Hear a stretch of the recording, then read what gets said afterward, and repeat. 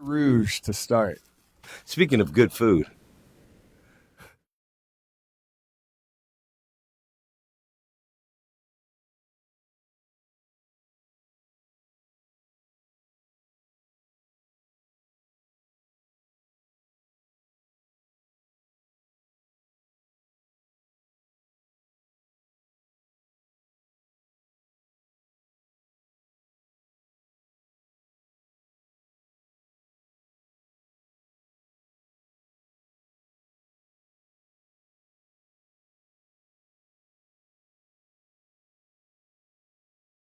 Start. And you can share with us a little bit about your grant. Last questions.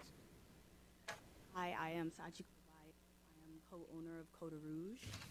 And I'm Jameson Christopher, also co-owner of Coda Rouge. Coda Rouge is a breakfast and brunch fine dining restaurant that we currently have. We're going to it highlights and gives honor to the historical Tuskegee Airmen, one which is the grandfather, who is from Carlisle. We also conduct and execute pop-up. And they are 5-course dinners with live entertainment. And our project here is going to be called the Passport to Coda Rouge, which will be a broader expansion of that pop-up dinner. We are going to do a series of 4 pop-up dinners, and they are all of different cultures and cuisine. First one being Japan, second Spain, third will be how was the third one? Different culture. We also the last one will be like the grandiose final one, and that will have more like multicultural, where we're gonna invite local artists, just as we house local artists in Coda Rouge as well. Um, this will be, each one will invite about 60 people. The last one will be 120 people. And with this, it encourages them to stay within our hotels, because this is a dinner and it lasts until about 10:30 at night. We are asking for 35,000 for the grant. The majority of that will go to marketing, press, digital advertisement, and media. We have relationships with the Food Network and also iHeartRadio to kind of help promote this, as well as influencers on social media and our local news as well. Oh no, just to follow up, just appreciate being here and looking for the opportunity to do business with the tourism. The concept is to really drive in out-of-towners, out-of-town guests from bigger cities, DC, New York, Baltimore, California even. And these are some of the guests that actually come and flow through to Coda Rouge currently. So it's more to bring people into our city, into Dauphin County, and to keep the locals as well, and not them go out to the city and enjoy the same things that they can experience here, and better actually here.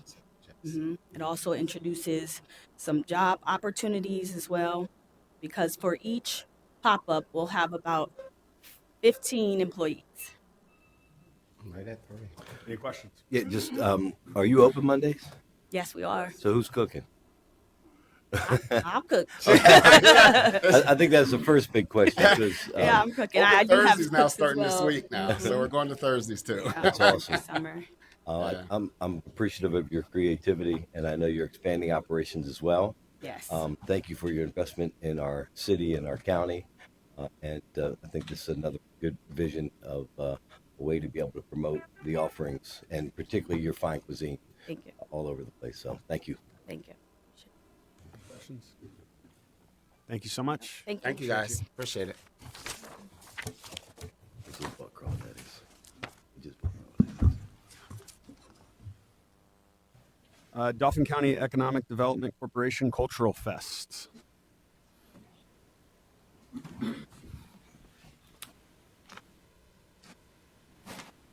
Good afternoon, Commissioners. Afternoon.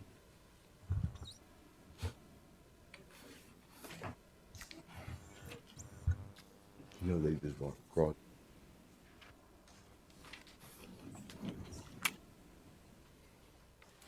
Hello.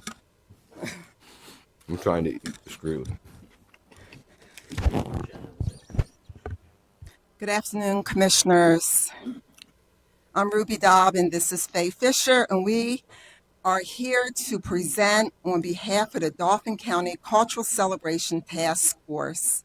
We are respectfully requesting $150,000 like we did last year, no increase this year, to support our 18th annual Dauphin County Cultural Fest to be held on August 15th, 2026. Cultural Fest is a free community event that celebrates multicultural traditions, promotes inclusion, supports local tourism, and connects residents with valuable human services. What began 17 years ago as a small gathering for our Dauphin County employees right here in the parking lot of the County Administration Building has evolved into one of the community's most anticipated celebrations. As community interest grew, the festival expanded beyond its original scope and was relocated several times to accommodate increasing participation. Today, our event welcomes and attracts approximately 5,000 plus attendees.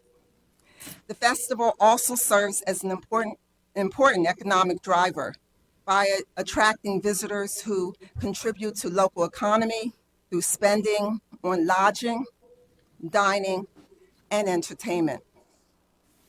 Some of the festival highlights involve cultural celebration, entertainment, children's activities, human services, and community resources.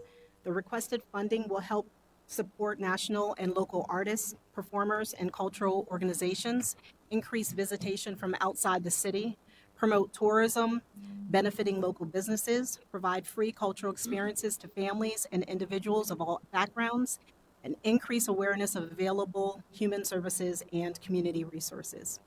We have obtained sponsorship funding from approximately 8 organizations through our Dauphin County Parks and Recreation.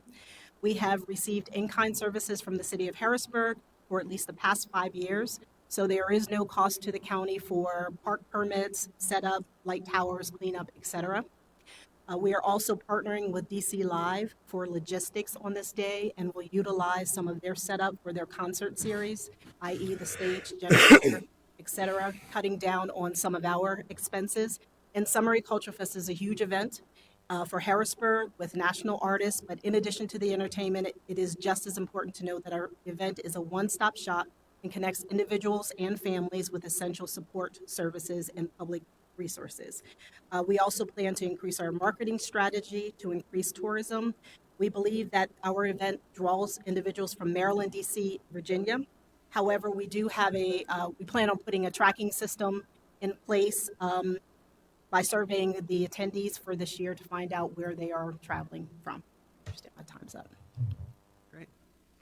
Questions, comments? I want to thank the staff and employees who are engaged in a way that brings passion, sort of representation, and really has continued to keep this idea of knowing both our community, the people that we work with, and being representative and reflective and meeting people where they're at. I know it started out in a way just to get to know who you're working with, and now it's turned into one of the largest events that folks anticipate each year. I think the only other question I would have, human service partners, still the same folks. We have a children's corner where we are asking kids to be engaged with their parents to discuss issues from drug and alcohol to mental health, meeting people, again, where they're at. But can you give us a lineup of who's going to be there as far as the performers for this year? Sure. This year we have the show is called The Kings of Soul. And so we have Montel Jordan, Sugar Hill Gang, the Force MDs, and our main headliner is Morris Day and the Time. So all good acts. I guess I don't know how I went from a youngest guy to older guy, but it's a great era and a great lineup of talent. Thank you. I want to take a moment and thank both of you and the rest of your team for the great work that you've done for close to, well, at least 15 years, I'd say, on this. Correct, or is it more? 17. Or So, 18. 18th year. And Commissioner Hartwick, I believe you were one of the founding members of the Cultural Fest. And I remember when it was the first an idea that was brought forth.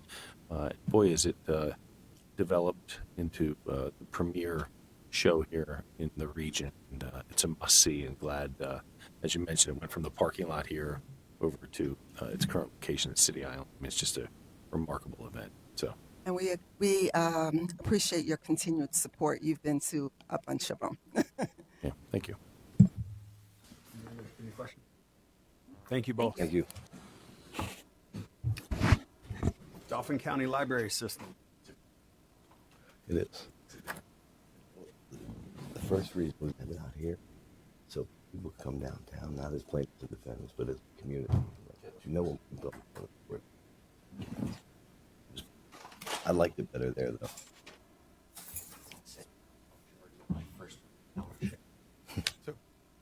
Thank you, You were. commissioners, for Oh, thank you, commissioners, for having us. you could So really this is take Dauphin County Library System and the Craig Cemetery project that is located on the grounds of the Country Club of Harrisburg.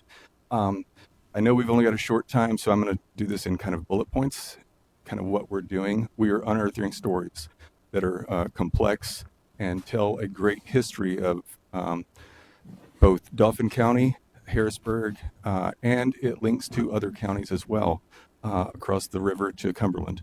The project is going to bring scholars from across the state to give talks. We have a 6-part series already in the works, three for this fall, 3 for in the spring. We're already developing a sister project with Bosler Library in Cumberland.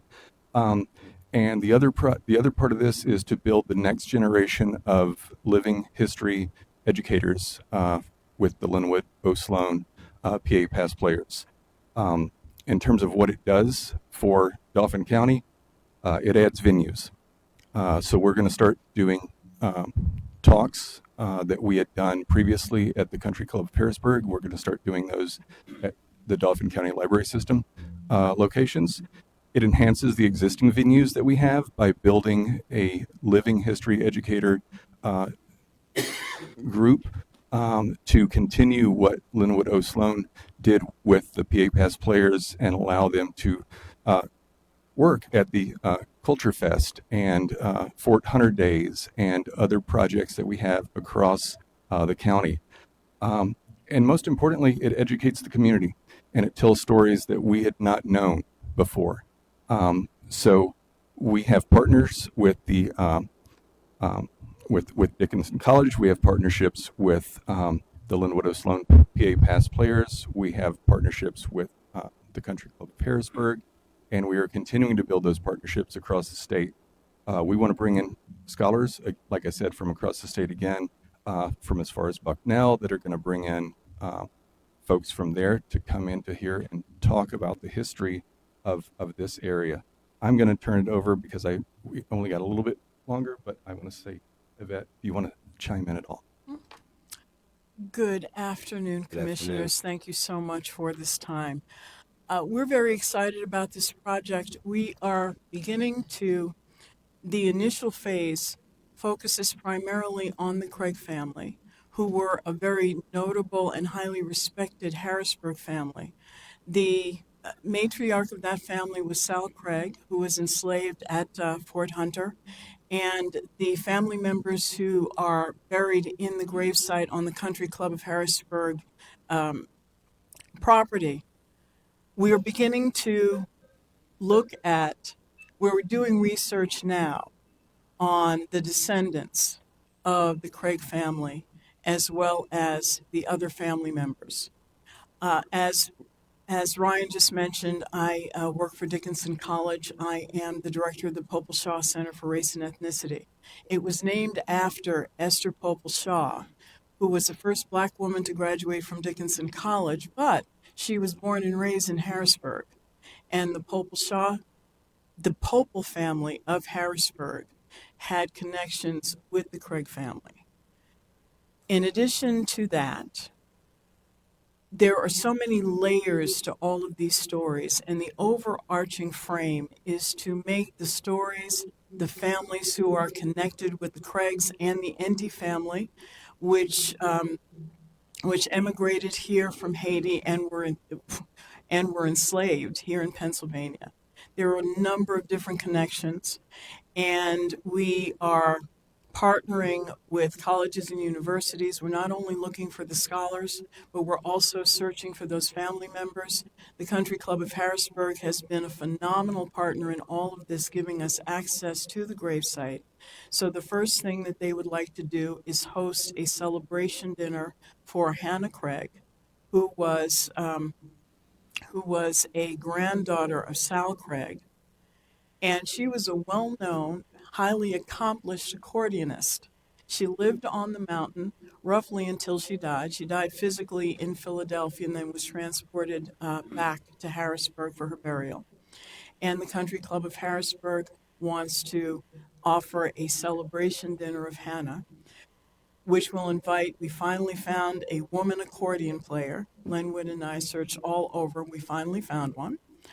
And as we continue to do research on the descendants, and the research is being conducted now by students at Dickinson College, we are also working with Penn State. We're solidifying our work with them, and we also have a connection with Bucknell. So, I in apologize terms, for interrupting, but we have to stick to our I'm schedule sorry, here. honey. All right, questions? Comments? That sounds like a great project. I'm interested in hearing more about the history, particularly of the Craigs, because I've heard of the history. I don't know if I know the actual stories of the history. So keep me apprised. I'd love to be a part of those. Absolutely. And if I can just make one more comment, there will be a family reunion at the country club, once we have a critical mass of descendants. Great. Thank you. And it will be open to the public. Thank you both. Thank you. All right, next up we have DBH Harrisburg LLC, which is here for 2 different grants. So we'll begin with grant 1 and then grant 2. So the first, unless you want to present them both together, whatever you want to do. Yeah, okay. That's fine. I figured they would. Yeah.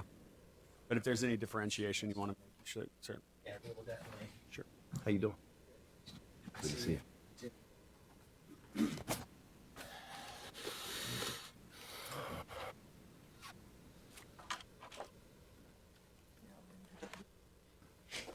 Yeah, good afternoon, commissioners. Thanks for having us. You mentioned DBH Harrisburg, and it took me a second to recognize that was actually us. We were purchased by Diamond Baseball Holdings a couple of years ago, when they purchased from Mark Butler's estate, who was the previous owner. So I haven't heard that name out loud very many times, but I appreciate you guys having us. We are applying for 2 grants. The first of which is a grant to help us fund our new scoreboard. Last year, we did receive a grant for this. It was a multi-year project, and so we're asking for the remainder of what was a $250,000 grant, which would basically account for about 20% of the scoreboard. It's about a $1.2 million project. Now, this was completed. It is functional. It has transformed our stadium, a much needed upgrade to a facility that was built in 2009 and 10. So this scoreboard was 17 years old at the time. There are some photos of the scoreboard inside of that packet that I just presented you guys. It is new, state of the art, and it really allows us to just transform our game experience, which is essentially one of the key things that we're trying to do over the next couple of years is really transform that game experience, make it as entertaining and as many memories as people in our community can have at the ballpark. Ashley, you want to, the second, I'll just mention it and then I'll let you talk about it, Ashley. The second is a grant to help us continue to do what we've asked and been fortunate enough to receive a grant for in the past, which is to continue our marketing efforts with a lot of the things that we do in the ballpark, outside, promoting, and then obviously things we're doing inside. And Ashley, you want to talk about that a little bit? Yeah. So everything we do is obviously to continue to keep F&B Field, City Island, affordable, family fun as we can. And our marketing is not just the traditional sense of Facebook and TV and radio, but we also look at things we're able to bring in, draw other types of people in. We brought Bluey in last homestand, so we had lots of families from all over the area coming in to meet Bluey in person. Our giveaways, our fireworks shows, lots of intellectual property type things. We have Harry Potter coming up this weekend, Star Wars, Great Dead at the end of the year. So all of these things to help, there might be a whole lot of deadheads out there that don't think to come to a Harrisburg Senators game on a Saturday night, and this would be the reason for them to do that.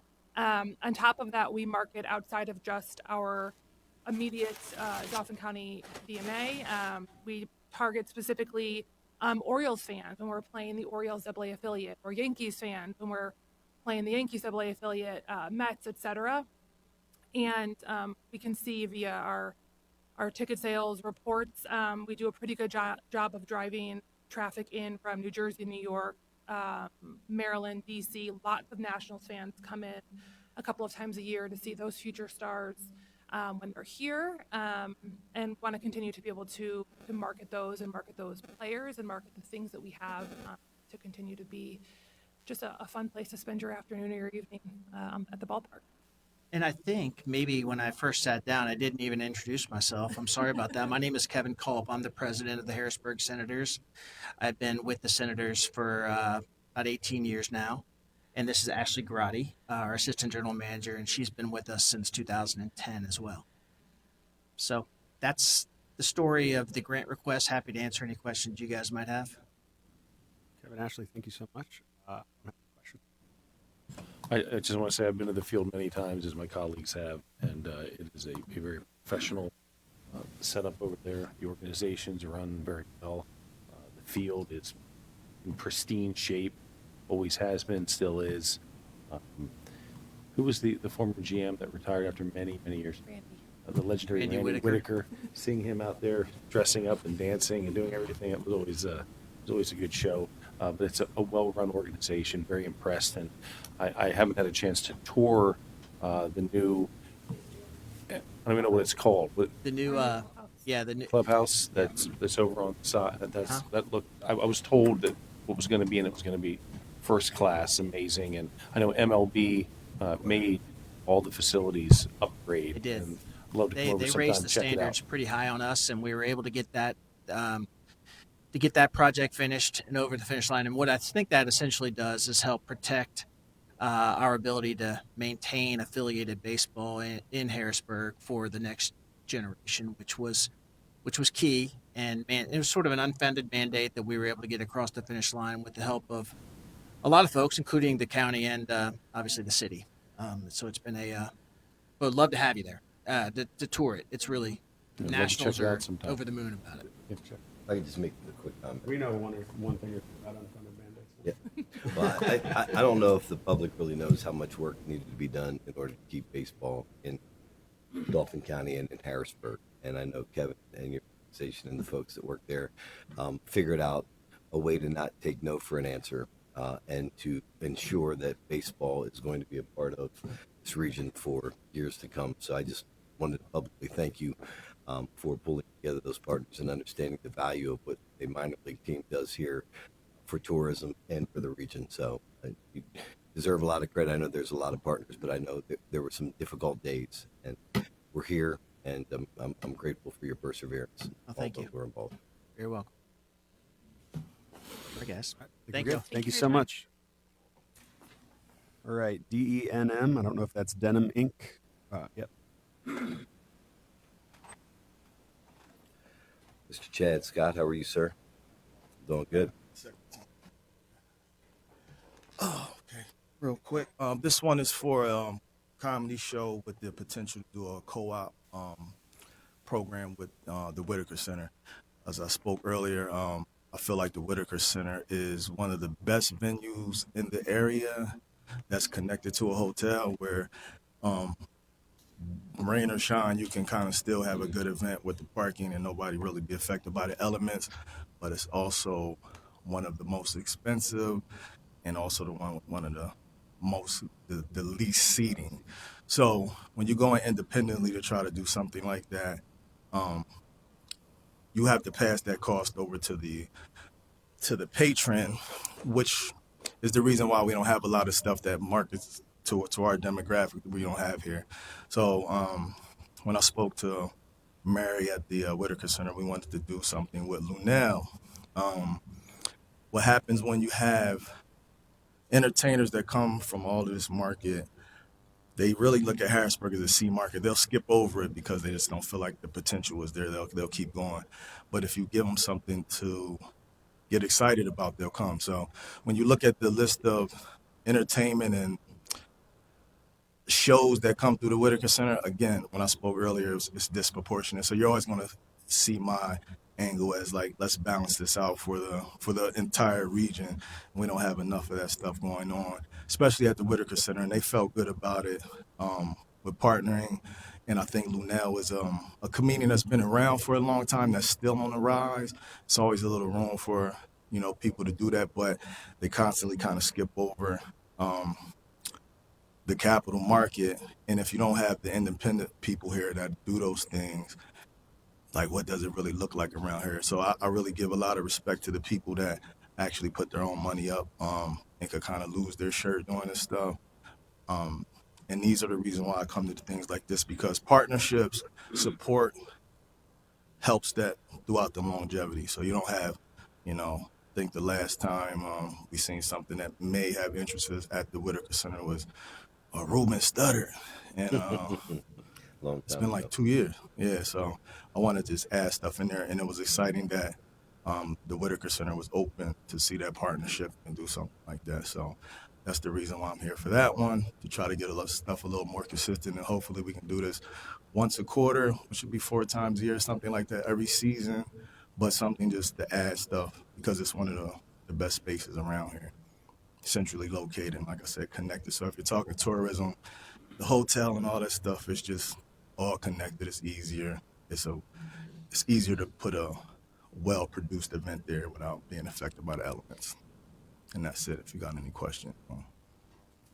Questions? Appreciate all you do. Gotcha. Yep. Appreciate it. Absolutely. Thanks, Thank you, Chad. Driven from within.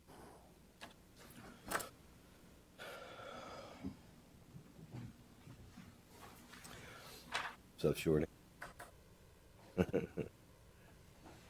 There's no Micah Davenport. How you doing? Micah Davenport.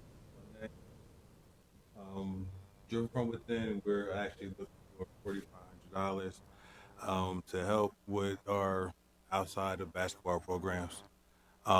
We're working with the students now with entrepreneur skills, which we are teaching them actually, from financial literacy and regular literacy as well. Helping to having reading groups and working towards electrician like capabilities and other trades that they may be able to go into outside of just trying to go to college to play basketball. We're also having nights where we're just basically just talking about crimes and keeping them off the street and what other things they actually could possibly get into outside of joining any street gang or anything.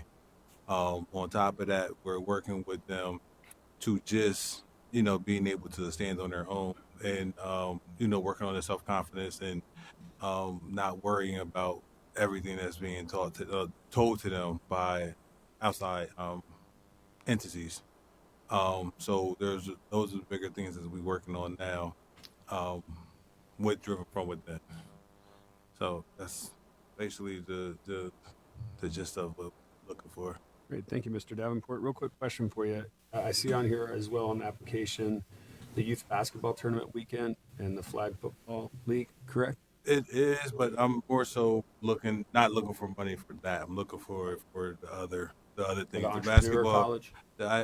the basketball stuff is technically is being taken care of. So I'm not looking to get anything on that.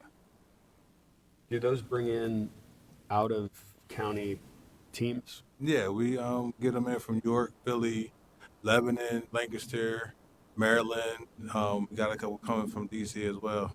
So for the basketball, the football, we're still branching out. So brothers we getting is Lansdale, down in Philly area.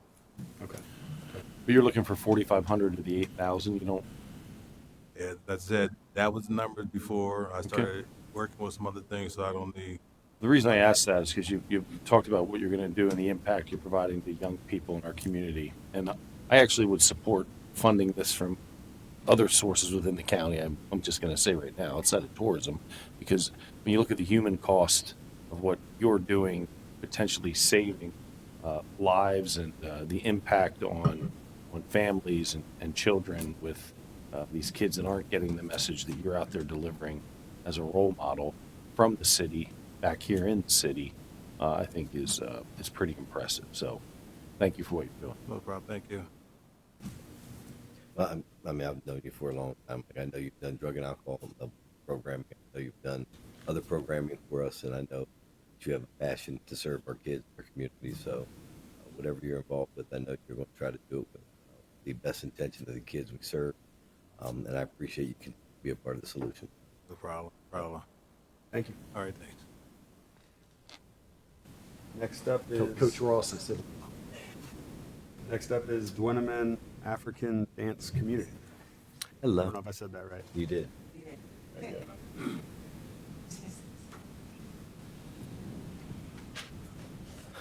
Hello, how are you? Thank you. How's your son? He's good. He told me to tell you guys hi. Okay. I was like, I don't want to mention Her son was an intern for us. it's Savion. Oh, Savion, yep. Oh, okay. I know Savion. Yes. Okay. Good afternoon, Dauphin County Commissioners. My name is Lark Daniel, and I am the Artistic Director for African Dance Community. And we have been serving Dauphin County in some capacity for over 10 years. Dwineman is actually an Adinkra symbol that comes to us out of Ghana, and it represents humility and strength. We are now operating as a 501c3 in Harrisburg, dedicated to uplifting Dauphin County through cultural, education, health awareness, and family-based programs. Did you know that drumming increases intellectual development, social interactions, as well as reducing stress and anxiety? In alignment with our mission, we create inclusive spaces that create diversity and promote well-being. Our flagship initiative is the Soul Fit Festival and Series. These programs have drawn hundreds, featuring women's health and empowerment events, special drum and dance initiatives with master instructors and guests coming in from Guinea and Mali, West Africa. We have also provided diverse community projects and weekly classes, bringing in people from multiple surrounding states, counties, which foster connection, education, and joy through culture experiences. With increased funding, we can expand this benefit by one, offering more educational health seminars partnering with healthcare professionals. Two, this will allow us to buy more instruments so that we can actually offer more weekly after-school programming of drumming and dance classes, which help us to provide musical education programming, which helps keeps our kids busy and off the streets because they need something else to do with their time. Three, raise awareness about topics that often go unspoken. This investment will deepen our reach and broaden our positive impact. I'm going to pass the mic to Ms. Ramona French, who's our board president. I am Ramona, and it's good to be here. So, listen, over our tenure here in the Harrisburg area, we've welcomed thousands throughout the city through our series events or our performances, with 40% of those people traveling in from other areas to participate with us here. We've had hundreds of vendors, artists who participated, who've come here to do the series, but they do tourism. It helps with the business growth in our community here, but it helps build the community pride. Our participants eat at our local restaurants. They patronize our hotels. They go to our gas stations, and you know that right there is gas stations in Harrisburg. Along with shopping and visiting places of interest in Dauphin County. Here's the thing. This project aligns perfectly with what we're trying to do to make Dauphin County a catalyst for growth and tourism.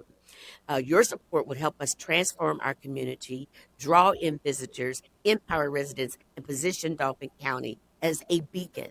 And I like beacons, as a beacon of culture and wellness. I like it. Thank you. Thank you.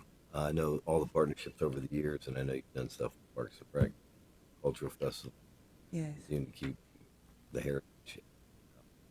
The expansion to healthy nutritional pieces have been very helpful, I know, to a number of folks. So appreciate you.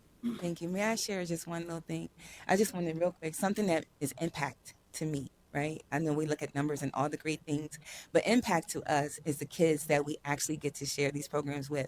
When we hear back from the teachers that say, hey, you were just here and we were asking the kids, did you enjoy them when they came? And they literally put down their lunches and start showing the movements and playing on their body the literal beats that we just taught them that day. I just wanted to share that's impact to us. And we just thank you for allowing us to have that. That's what drumming does. Yeah. It just It calms heals. the nervous system. Yes. It heals. Yes. You guys need to come out and drum with us. I'm just saying. Thank you. I know I have, and it is definitely therapeutic. Yes. Thank you so much for your time. Thank you. Tell Savion I said hey. Is he still acting? Good. That's awesome. Eastern PA hockey.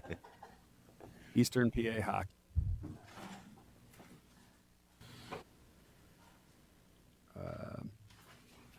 Elieve Venue LLC or Elieve.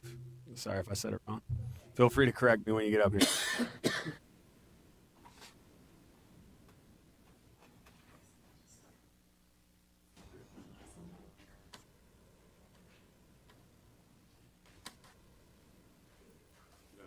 Good afternoon, Commissioners. Hello. It's Elevate. Elevate. Yeah, Sorry. that's okay. Good afternoon, Commissioners. My name is Tiffany Portee, and alongside me is my business partner, Tina Hunter Davis. We are the owners of Elevate Venue, LLC, located in the heart of Midtown Harrisburg. First, we would like to sincerely thank the Dauphin County Commissioners and the Dauphin County Community and Economic Development for the opportunity to present our tourism grant request of $28,500 today. Elevate was created to be more than simply a business. We are a restaurant, bar, and private event space designed to contribute to the continued growth and revitalization of Harrisburg while creating a welcoming destination for both residents and visitors. Even in our early stages, we have already seen the positive impact Elevate can have on tourism and local economic activity. Recent private events at our venue have brought guests from as far as California, Philadelphia, Pittsburgh, Maryland, North Carolina, York, Lancaster, and surrounding regions into Dauphin County. Many of those visitors stayed in local hotels, they dined at nearby restaurants, and they shopped locally and explored Midtown Harrisburg during their visit. As we continue to grow, our goal is to help increase overnight stays, attract private events and celebrations to Dauphin County, encourage spending at local businesses, and contribute to the continued investment and positive activity within the Midtown corridor. The requested tourism grant funding would support tourism-focused marketing efforts and exterior improvements, including enhanced outdoor seating, gathering areas, landscaping, decorative lighting, and seasonal accommodations that would create a more welcoming and visually appealing destination for visitors. These improvements are designed not only to attract guests to Elevate, but to encourage them to spend more time exploring Dauphin County and exploring nearby hotels, restaurants, attractions, and other local businesses. We are proud to be investing in Harrisburg and committed to being a long-term community and economic partner within Dauphin County. Thank you again for your time, consideration, and support. We truly do appreciate the opportunity to share our vision of Elevate with you today. What's your address? Where are you located? You're in Midtown? We're 1500 North 6th Street, directly across from the federal courthouse. Awesome. Questions? I just always saw, and I know there's been some plans for the bus station or the sort of transfer station across the street to be outdoor public use space. I mean, is there sort of talk about planning and vision, because this is sort of your world and you envision how these things could unfold in public spaces? Has there ever been a study done, or have you taken a look at potential opportunities for public venues throughout the city and the region, and how those may be developed into helping to promote tourism?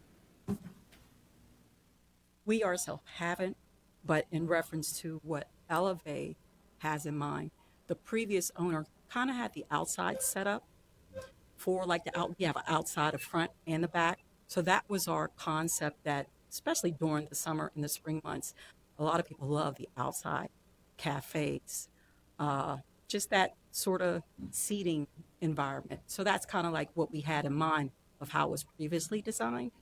Because I'm thinking, for all the downtown revitalization discussion about the city and making it more walkable, friendly, safer, open, have we given thought to sort of your concept? I know there's just been outdoor space, and you were at the ribbon cutting right next to the new coffee shop there. That's a little small outdoor space, but more for concert venues, small little gatherings. I mean, I think that would really assist in opening up Harrisburg. I was going to say, I love the idea. Yeah, I agree. Thank you for that idea. And we have the space to do that. Great. And thank you for being here and being a part. Thank you so much. You're welcome. Thank Thank you, you. Commissioners. Thank you. Elite Soccer LLC.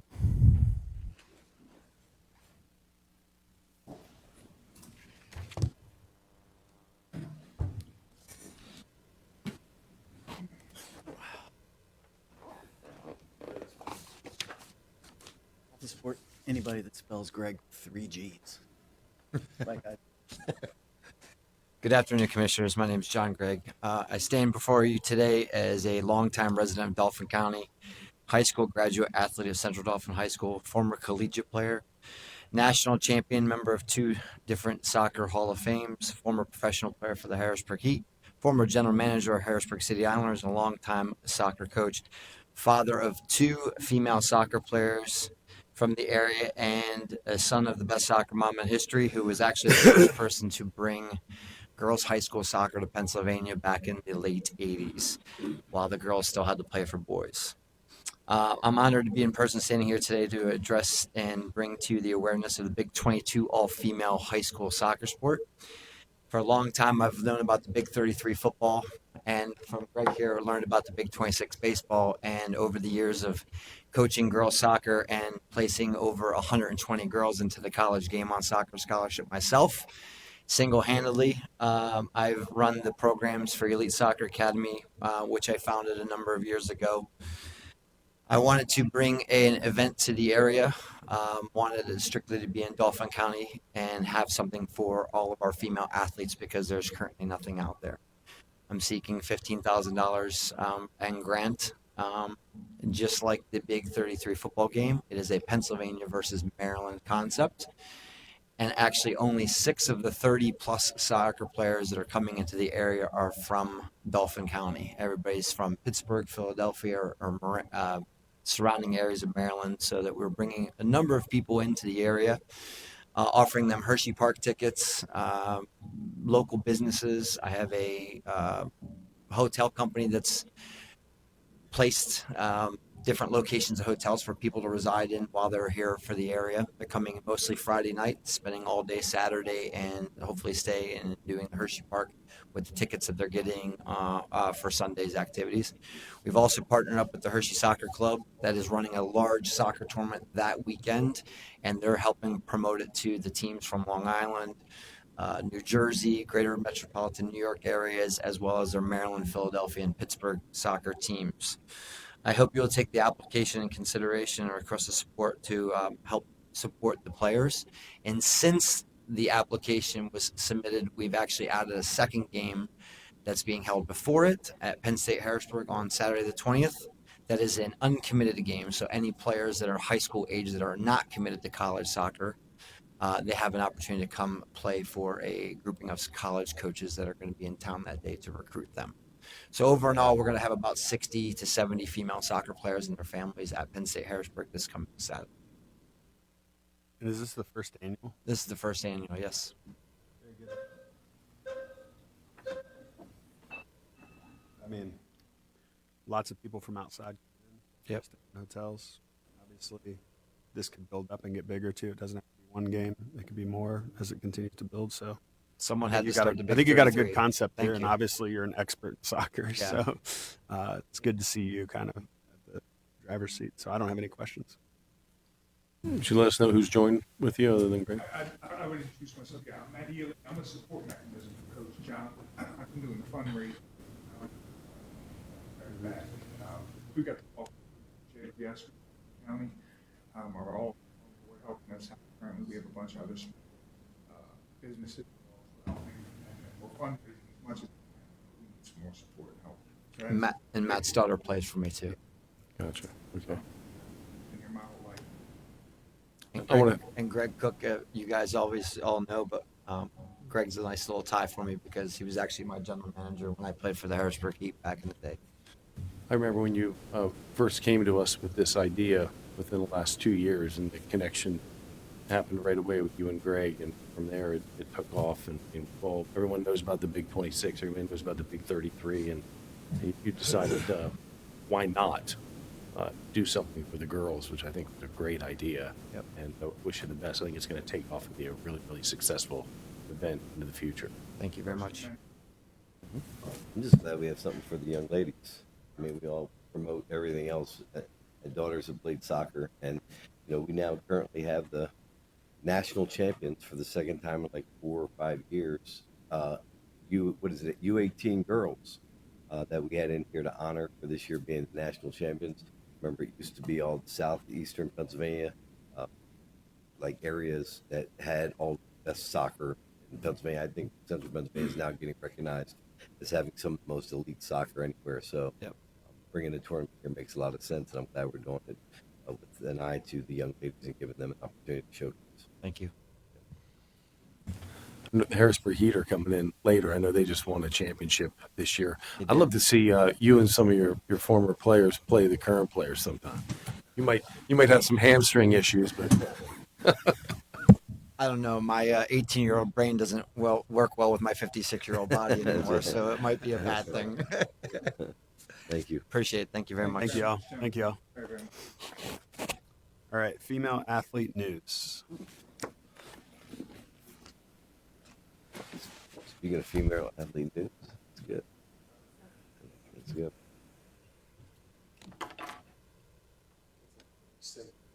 Yeah. Yeah, that's perfect. You planned that, right? We did. That's how we planned it. We had it all laid out. Your strategy shows. You're welcome. My name is Jana Benscoter. I'm CEO and founder of Female Athlete News. We launched in September 2022. We have over 180,000 readers. We have a marketing side, and then we also have our media side. Our media side goes out and covers obviously girls and women in sport, specifically field hockey. Field hockey is very well known in Pennsylvania, central Pennsylvania specifically. In our second year, we broadened out and we went into more of a marketing and event to balance out what we were doing in our media.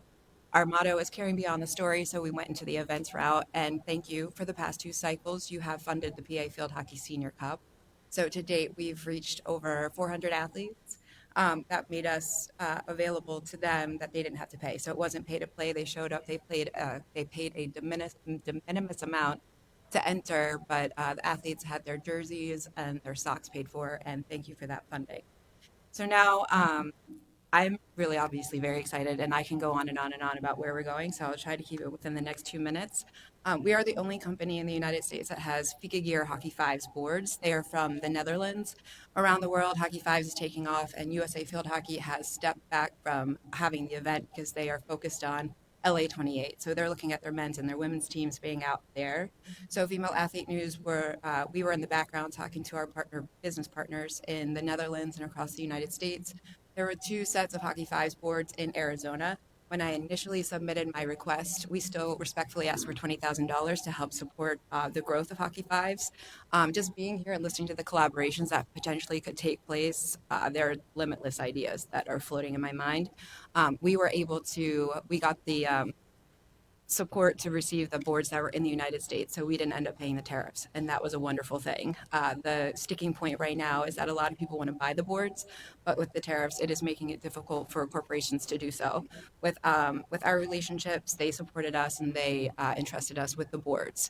This week they will be assembled, and then we're going to rent them out to colleges, coaches, high schools, clubs, organizations, anyone who's interested in sharing the sport, boys and girls. A lot of my partners are very interested in getting into inner city and helping them learn how to play the game. It's a four on the field, one in the goal, 5v5. It's a really fast-paced game where you're enclosed in with all the boards and it's constantly running. So if you want to wear your kids out and put them to bed early, it's probably a good game to play. So we're seeking the $20,000 for the FICA boards, and then we're going on to our second year at the Chocolate Cup in the Net. Palmyra is Dauphin County adjacent, but we drive our traffic to Hershey Park. We bring in athletes from Virginia, Pennsylvania, New Jersey, New York.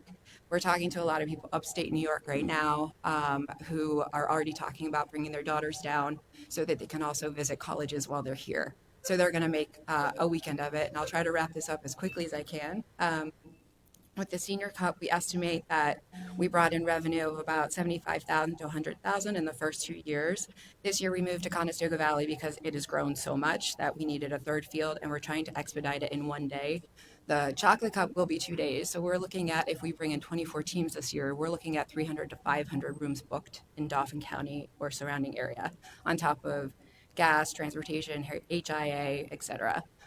So we're estimating that last year with the Chocolate Cup, we probably brought in about 30,000, 7 adult teams to kick it off. Once we start getting this out to youth and they start learning how to use it, how to start playing hockey fives and learn all the rules, we anticipate we'll see that uptick in attendance. So we'd like to make the tourism here in Dauphin County, possibly collaborating with like the Senators or soccer, and eventually also, I'll just end it with this, come up with the pro league for hockey fives, but it all starts with this first step. So that's a thank you to all three of you for the last 2 rounds that we received also in tourism dollars.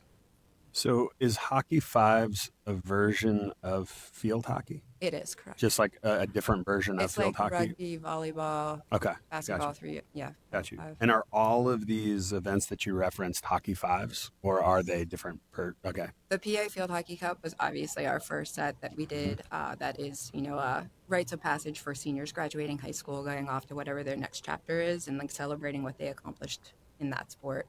And then the Chocolate Cup was last year, and we didn't put a request in for that. This is our first request for it. We didn't have the boards last year. We have the boards this year, Okay. and that's a different event. Okay.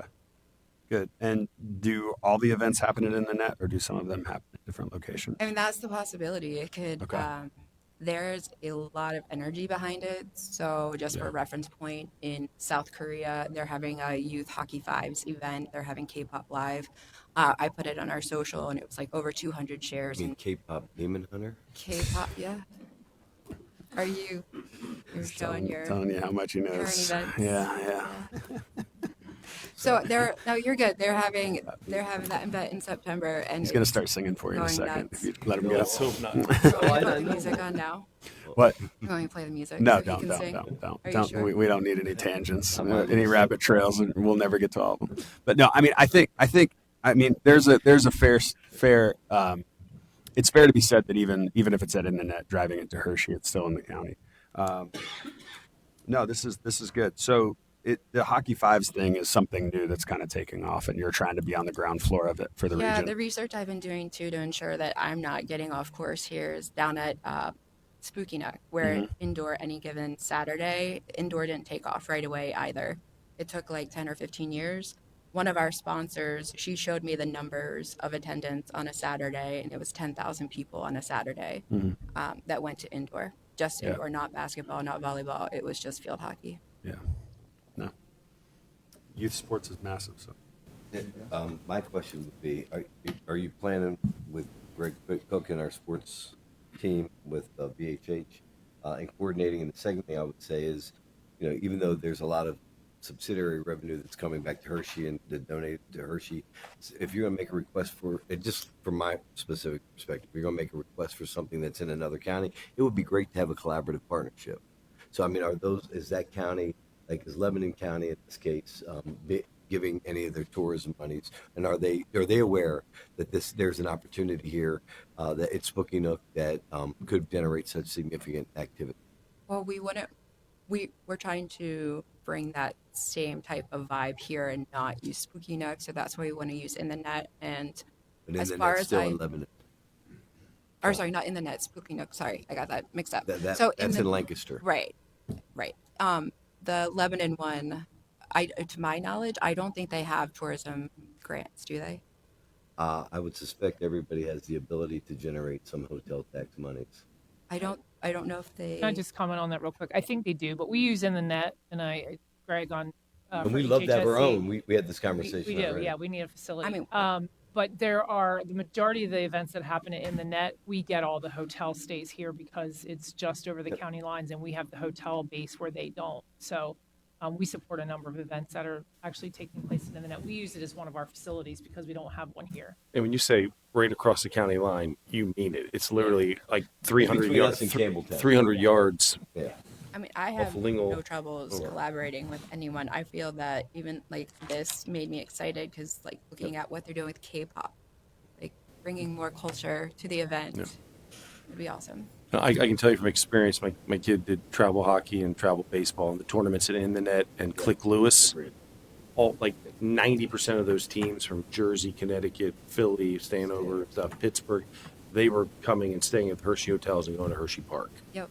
It's just the way it was. But the tournament itself was physically located in Lebanon County. So Shows the need for our own facility that Sharon's keep bringing down.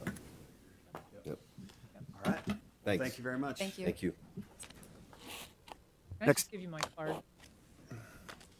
Next up is Friends of Midtown.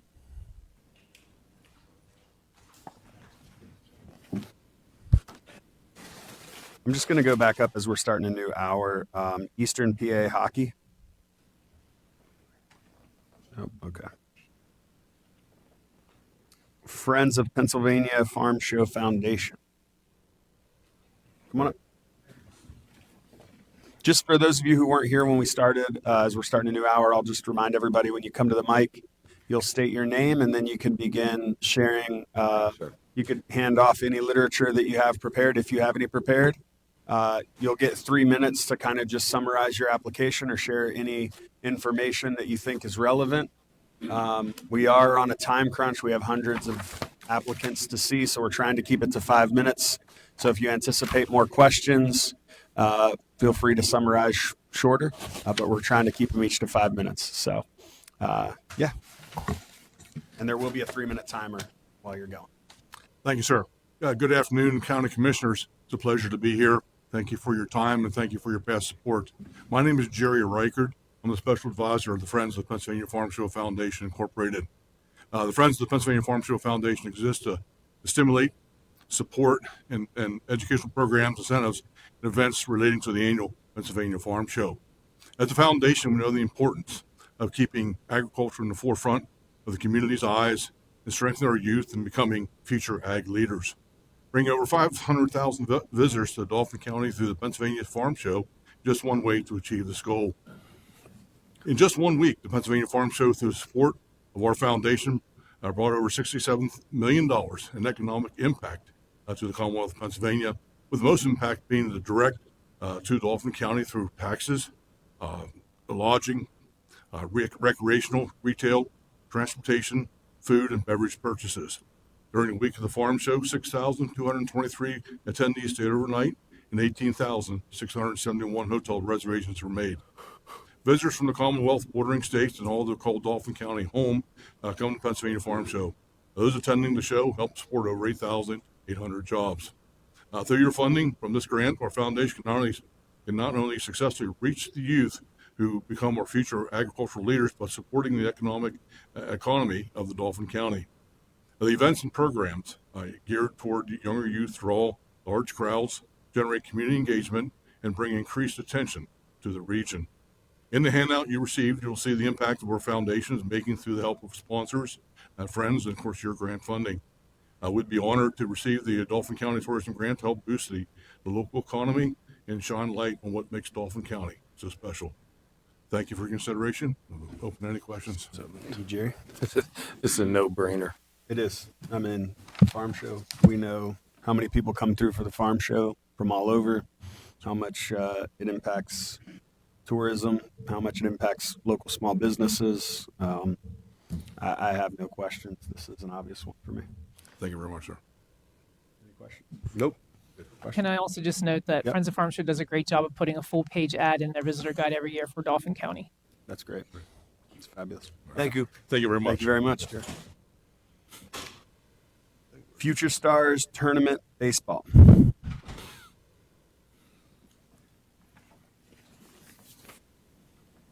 How you doing? Good, how are you? Good, thanks. Yeah, thanks for having me. Here's just a schedule. Just nice to see them all. Great. Thank you so much.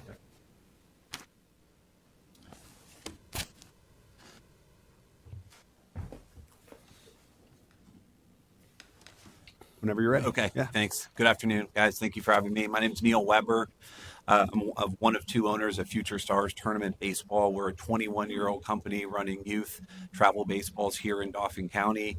Had a ton of success over the years, bringing teams from all over the Mid-Atlantic up to Canada and everywhere in between to our area for competitive youth baseball. Started out as 10U to 16U. It's now 8U to 18U. And we're here actually because we're looking for funding through your grant program to help us continue to grow, reach out from a marketing perspective. Our costs have gone up quite a bit recently with umpires and help. And it's just, we would love to continue to grow. Our hotel economic impact is well over $3 million annually. And we're committed to 17 events. We'd like to get closer to 20 if we're properly funded and have the resources to do that. Where do you guys play at? We play at F&B occasionally when available. Dauphin Field up on the top of the hill there. Stabler, McNaughton, Kaufman, Susquehanna Township High School, McDevitt High School, Brightville Park, all 3 fields, Lower Dauphin High School, 4 fields, and also Lawton on Derry Street occasionally. You use all of them? We do. And we This do is have fabulous. some fields in some other counties, but Dauphin County is primarily home for us. You got one coming up this weekend. We do. 60 teams, then the following weekend's 94 60 teams. How many from outside of the county? I would say over 60%. And as the summer goes into later June, July, and August, that number continues to go up. Seems like Long Island, New York. I mean, and we're part of moving thousands of Hershey Park tickets. And they're all overnight because it's a 2-day usually tournament. about 3 days, 3 nights of stay. Wow. You know what this makes me think of, just out loud? Like, you talk about having fields for this, which sounds like trying to have logistics is a nightmare. But kind of having them all over the place allows for all different places to benefit while you're bringing them in, too. You know what I mean? So there's like advantages to having one single location, and I think there's probably advantages to not. It's funny you say that. We've used Palmyra High School From an for forever. economic I coached there for 5 years. The price became quite exorbitant. For long story short, they're not as conducive to having weekend tournaments. The pizza shop guy's a friend of ours. He's jumping up and down because the teams aren't there anymore. So we do definitely have a strong economic impact throughout the county. This is another no-brainer for me. You can keep going if you want, but I'm sold.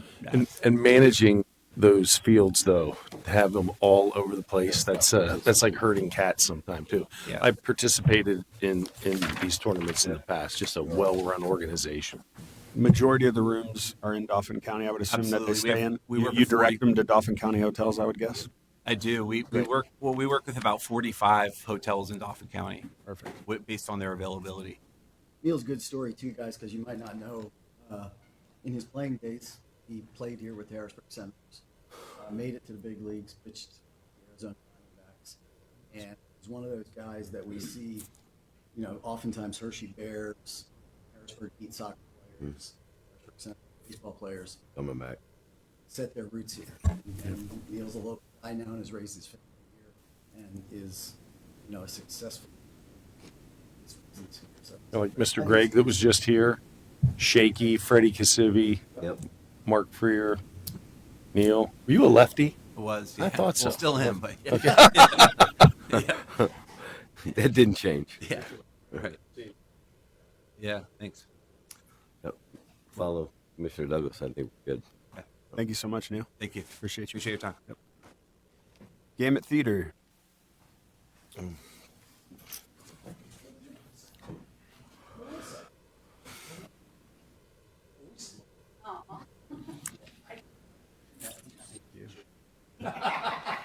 Right. Let's not do that. Let's not.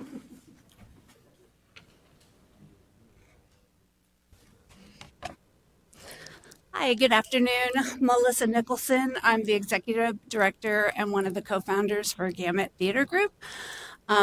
We are a nonprofit theater located in downtown Harrisburg, and our mission is to tell classic stories in new and exciting ways and to preserve history and cultures through storytelling. Today, we are putting in an application for tourism for our Free Shakespeare in the Park. So currently we are in our 33rd year of producing Free Shakespeare in the Park. And it has grown tremendously over the years. We are known for a high quality professional production that is made available to anybody who wants to come and see it. We have 30 years of survey data amongst our audience because we always go out and survey the audience beforehand. We know that 45% of our audience comes from Dauphin County, 46% from the rest of the central Pennsylvania area, and about 9% from out of the area. We consistently have visitors from New York, New Jersey, Maryland, and Virginia. We have become regionally known as presenting Shakespeare in a very dynamic way. And so we have a pretty large following. In addition, Free Shakespeare in the Park has many community programs associated with it. We do a food drive that benefits the Bethesda mission each year. We also do a mentoring program with the neighborhood children who often come by to watch rehearsals and then they come to watch shows. And we also utilize local business for catering at the park. And this year we added a number of women-owned businesses that are set up to display and sell wares there at the park during the show. In 2008, we had lost funding from the city. The state arts funding had shifted to a different focus, and Dauphin County came in and stabilized funding for this event, which we were extremely grateful for. And so we just hope that your support will continue as expenses are going up, as you know, everywhere. And including security for the park and all those kinds of things. I believe we are a good resource for the city. I know City Parks and Rec always says they don't worry about anything when we're out there from early May to the end of June. We are good stewards of the park and we always report things that may be going amiss. So I'm open to any questions if you have them. Well, I think I speak for the board. We love Gamut. You guys do an amazing job. I was there on opening night of the Shakespeare. Can I ask, has the city partnered at all in providing any funds for Shakespeare in the Park? The city has not provided funds, but they do provide service, if you will. They provide space for us for storing our scenery and things that we need free of charge. Charged for using the park, or is it? No, we are not charged for the You got to park. pay for security. But we do have to pay for security, mostly because for years the park rangers were understaffed and we couldn't rely on the city park rangers. And so we went out and got our own security, which is Harrisburg City Police off hours. I have no questions. Anybody? Thank you. Thank you so much. Grattsboro Parks and Rec. Parks and Recreation.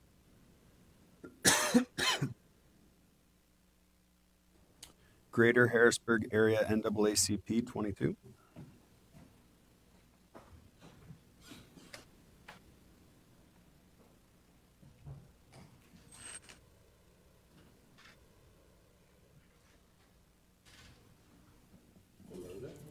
Hello. How you doing? Thank you.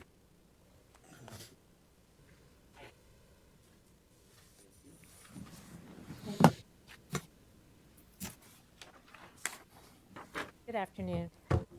I'm Alicia Allen, and this is an executive committee Mr. Robinson?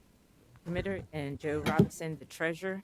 And on behalf of Greater Harrisburg Area NAACP, we are excited to have the opportunity to come before you today just to share a little bit about our request for the tourism grant again for 2026. And our Freedom Fund dinner is our 72nd annual Freedom Fund dinner is more than a significant celebration. It's a cultural and economic engine. Every year, the event draws attendees from across Pennsylvania and neighboring states, people who come to experience the spirit and history and the hospitality that Dauphin County can provide. And when visitors come, they don't just stay just for the dinner itself. They stay in the hotels, they dine in the restaurants, and they shop in the areas.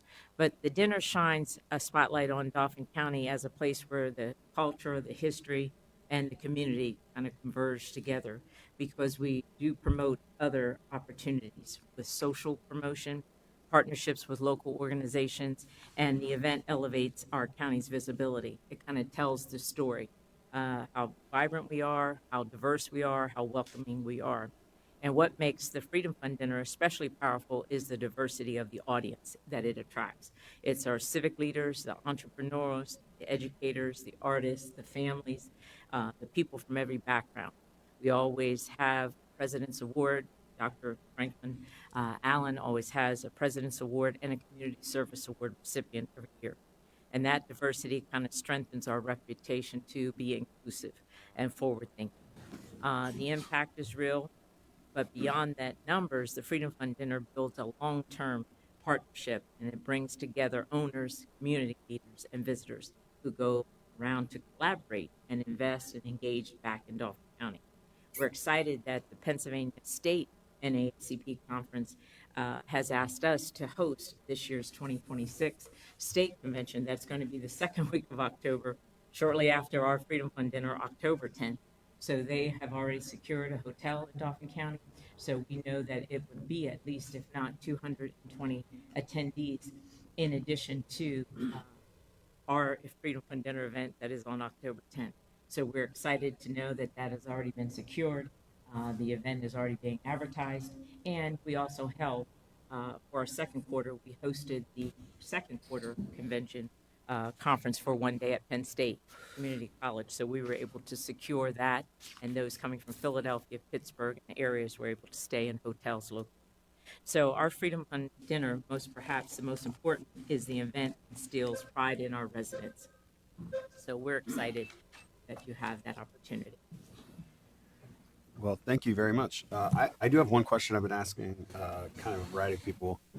How do you track attendance metrics? Only because we want to make sure a lot of people that are running events, especially like one-day events, are connected to tools, and VHH has a lot of those tools or can connect you with those. Just because for future applicants, we want to make sure like when the event happens, they're tracking where people are coming from, because then we can get like detailed reports of like this many people were from outside of the county, this many people were from outside of the state, this many people stayed in hotels. Just one of the drivers of this money is back to hotels, and some of the one-day events, it's a little hard. It's one thing if you have people here multiple days, it's like, well, obviously they got to stay somewhere, right? Right. And we So know, I'm sure there's people who stay in hotels for Yes. this event. I'm just curious how you're currently tracking that, and if you need help tracking it, to make sure to connect with VHH about that. well, that would be great.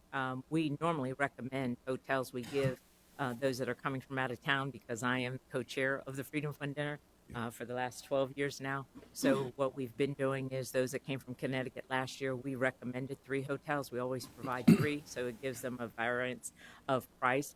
Our keynote speaker this year is coming from Philadelphia, so we have the Divine Nine. He is a Divine Nine person, so we know Philadelphia, those representatives will be giving them 3 hotels to choose from. Our other representative that's going to be coming from HAC is one of our honorees this year. So we know that he's already asked, where can what can they do, where can they stay?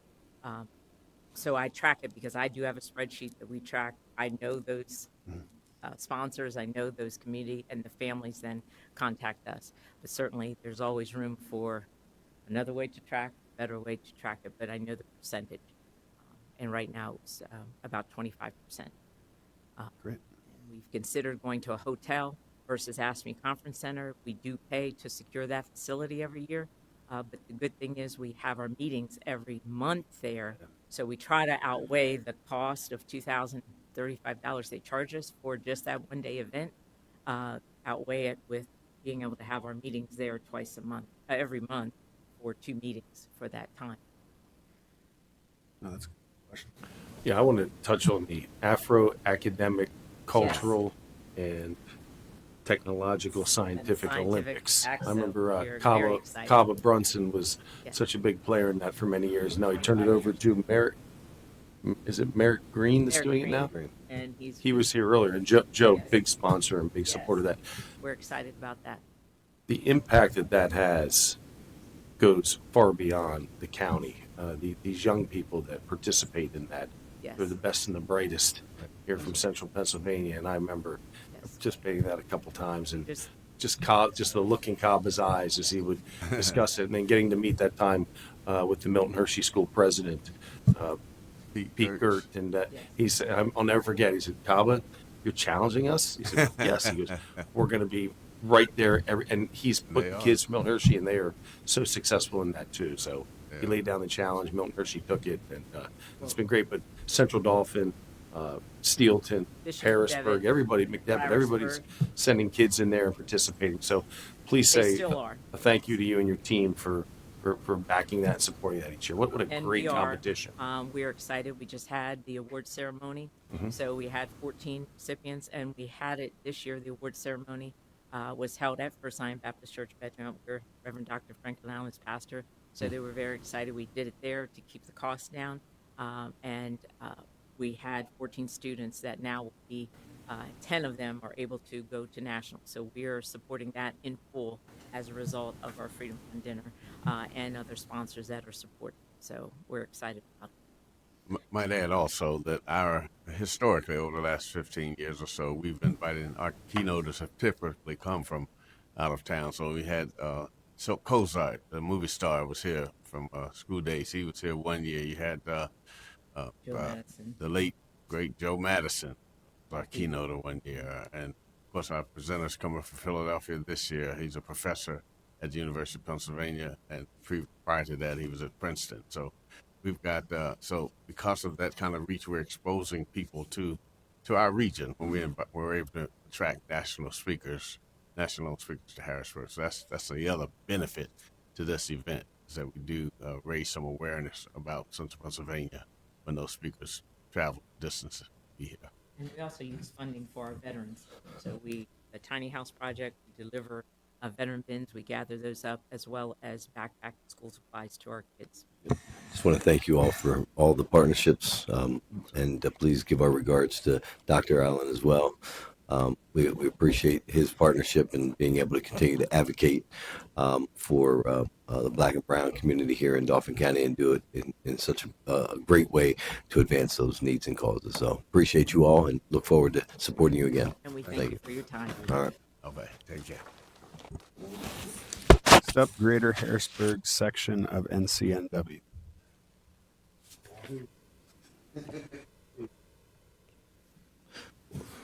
What's that, the Virginia?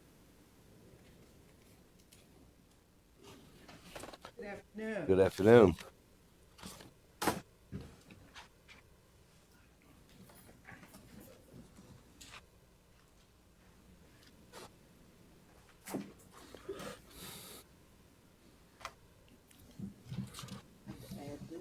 Sure. Thank you. Thank you very much.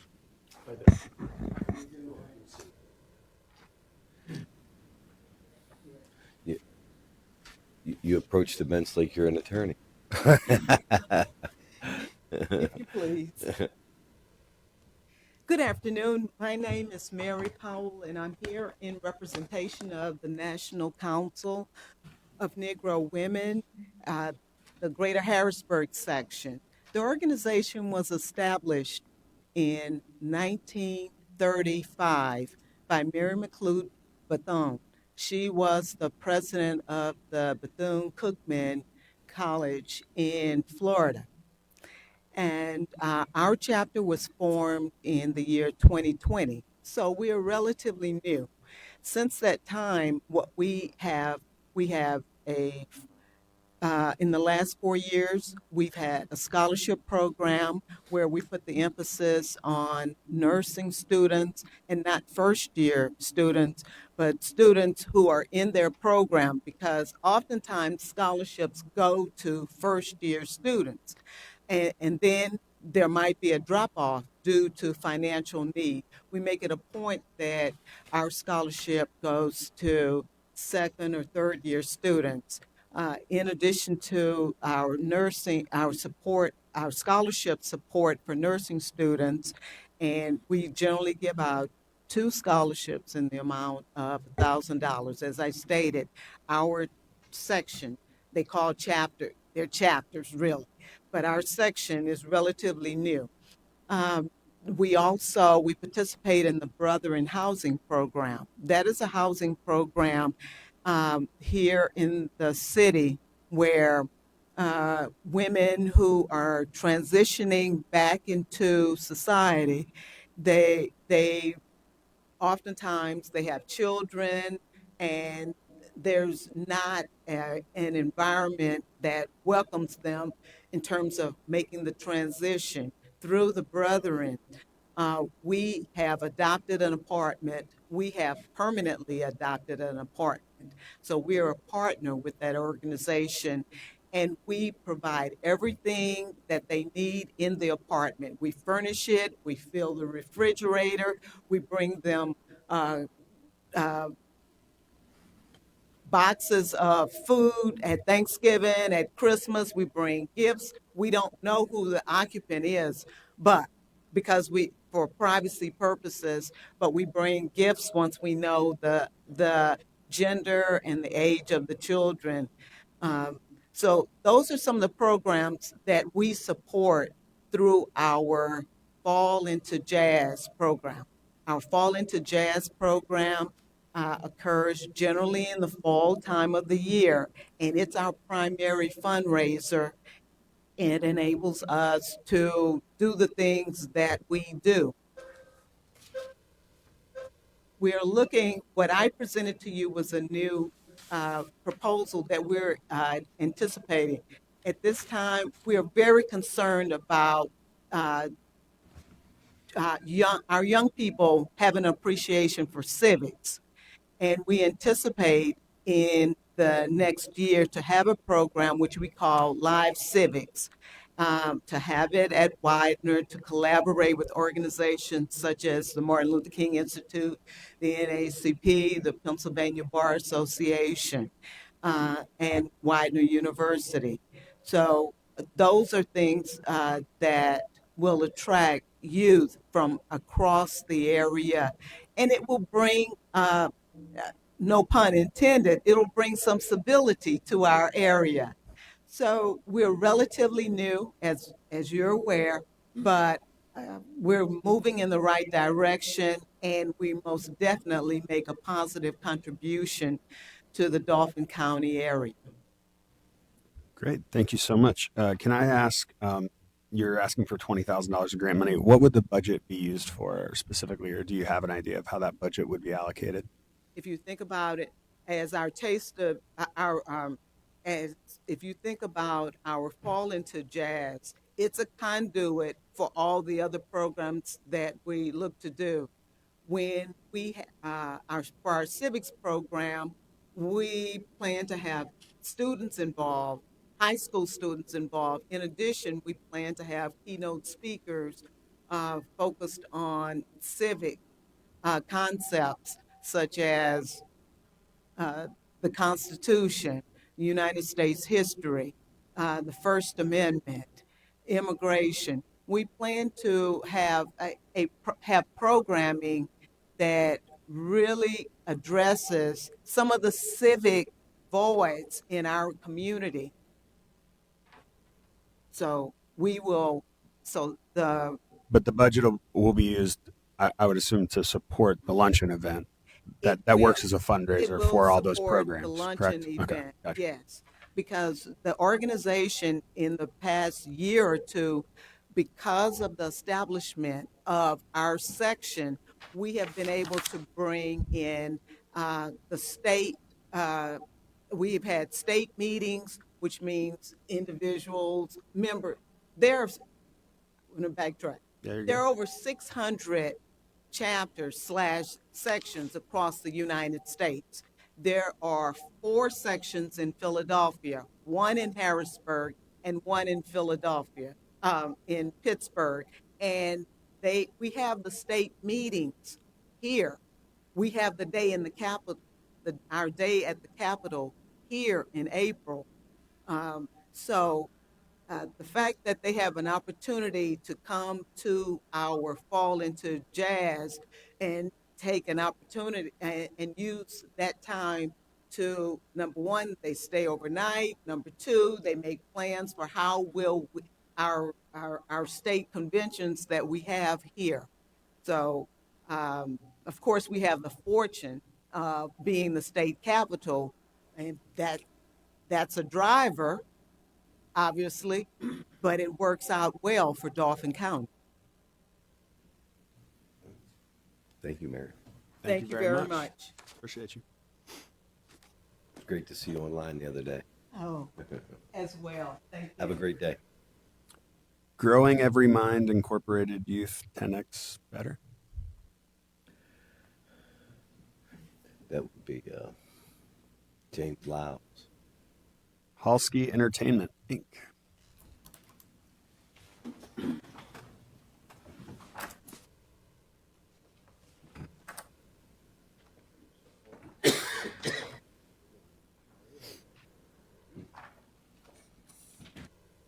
Thank you.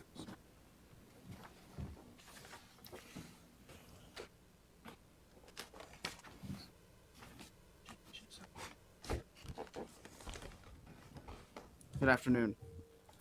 My name is Tyler. I'm GM of XL Live. Over the past couple of years, XL Live has established itself as one of Central Pennsylvania's premier live music venues. We attract visitors from all over Pennsylvania, the Mid-Atlantic, and across the country. We've hosted a lot of impressive and diverse artists featuring Teddy Swims, All Time Low, Black Pumas, Coheed and Cambria, Jesse Murph, Alexandra Kay, Stone Temple Pilots, and many others, as you can see on the list that I provide. Not only do we do touring artists, we remain committed to the community by regularly hosting free performances featuring the local and regional artists in the area. It allows for the emerging artists that are local, accessible entertainment accessible for the local area that's free and at no cost to the customer. We've also partnered with numerous nonprofit community organizations hosting fundraising events, awareness campaigns, and public gatherings. The local fire and EMS, CASA, Toys for Tots, regional food banks. During 2025 alone, our events attracted more than 31,000 attendees from outside Dauphin County alone. Those visitors have come and in total have generated $6 million in spending throughout the community. The impact continued into 2026. Through the first half of the year, we've already documented 17,000 attendees from outside the county, generating an estimated $3.2 million in additional visitor spending. These events generate a local tax revenue. Just in 2025 alone, we paid nearly $119,000 in amusement tax revenue, and for the first half of 2026, we've already generated $71,000. We had our biggest month to date last month, paying almost $29,000 just in the month of May in the amusement tax. This helps us not just for concerts, but it's an investment into attracting the visitors and local spending, supporting small businesses, creating measurable economic impact in Dauphin County. We see many of the local restaurants, have a big uptick in their sales locally to us. My name's Phil Dobson. I'm the owner of XL Live. I just wanted to top off with a few things.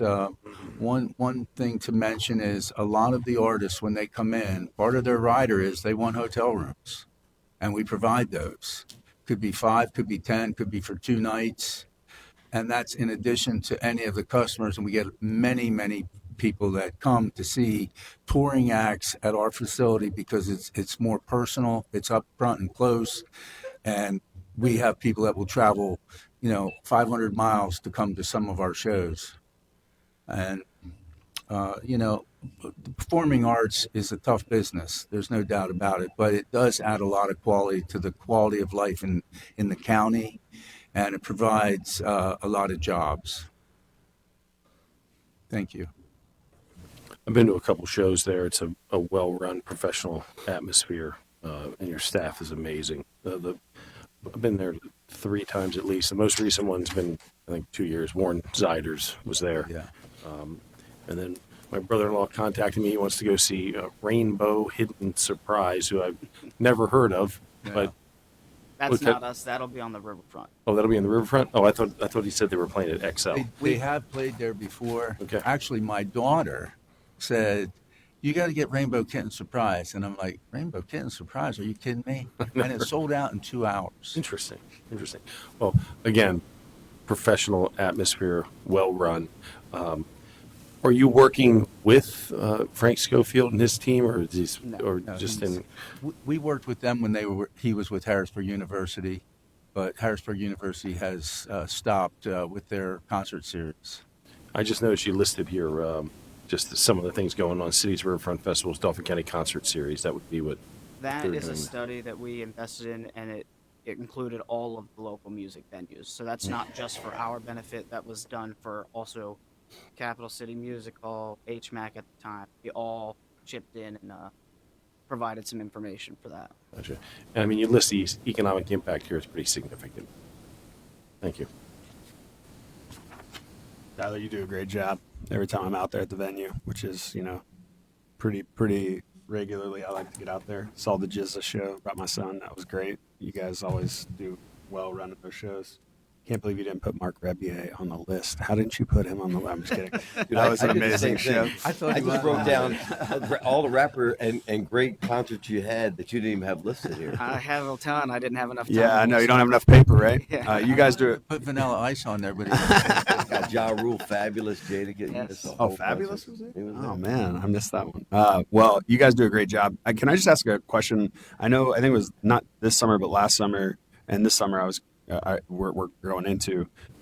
You guys did some outdoor shows on that outdoor stage. Is that still something you're going to be doing? I think I saw.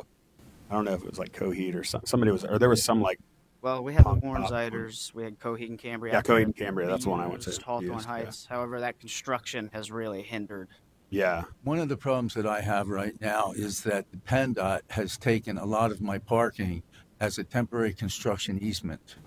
So because of that, it's very difficult to park enough Yeah, because cars. I had to park really far away for that Right. Coheed So, show. but Yeah. once PennDOT moves on, which I'm hoping they'll be out of there this year, Okay. We'll be able to start Go back to our that. outdoor 'Cause concerts. I thought that was actually a really unique place to have an outdoor concert because Oh, you yeah. could, you're right under the bridge, kind of right there, and or under the interstate. It's very industrial. Yeah, very industrial vibe, but But we don't like bother it. anybody. No, You no, know, it's great. All our neighbors are. You're in the cut, Phil. You've remained in the cut for years, my friend. I appreciate. Is there anything we can do to help you besides this request? I know you have a lot going on. Well, actually, the county building, if we could park some cars there sometime. For what? For our bigger concerts, when we start hitting 1,500, we start running out of space. But You're talking about the 1100 Cameron? Yeah. The one right on the corner. Yeah, that's actually where I parked when I had to walk. Look, I think making a formal request, that's actually managed by our Industrial Development Authority, but having some sort of overflow parking arrangement is not beyond the question. That's what I'm talking about. I'll gladly lease a spot to you, $250 a day. Don't pay him for it. Yeah. But the IDA may be interested in having some sort of arrangement. Yeah, that would be awesome. That would be helpful to us. Any other issues, Phil? No, we're good. We're gold. Could I get the economic impact study that you have? And then secondly, the hotels that you contract, do you have someone you use in the county for your contracts? When we book them for our bands and stuff, we work with the Crown Plaza directly. We were also working with Hotel Indigo. But on our website, you can see all the local hotels, the Hilton, the one that's down by the Farm Show Complex, all the ones that are just local. Thank you. Thank you both. Harmony Horizon Alliance.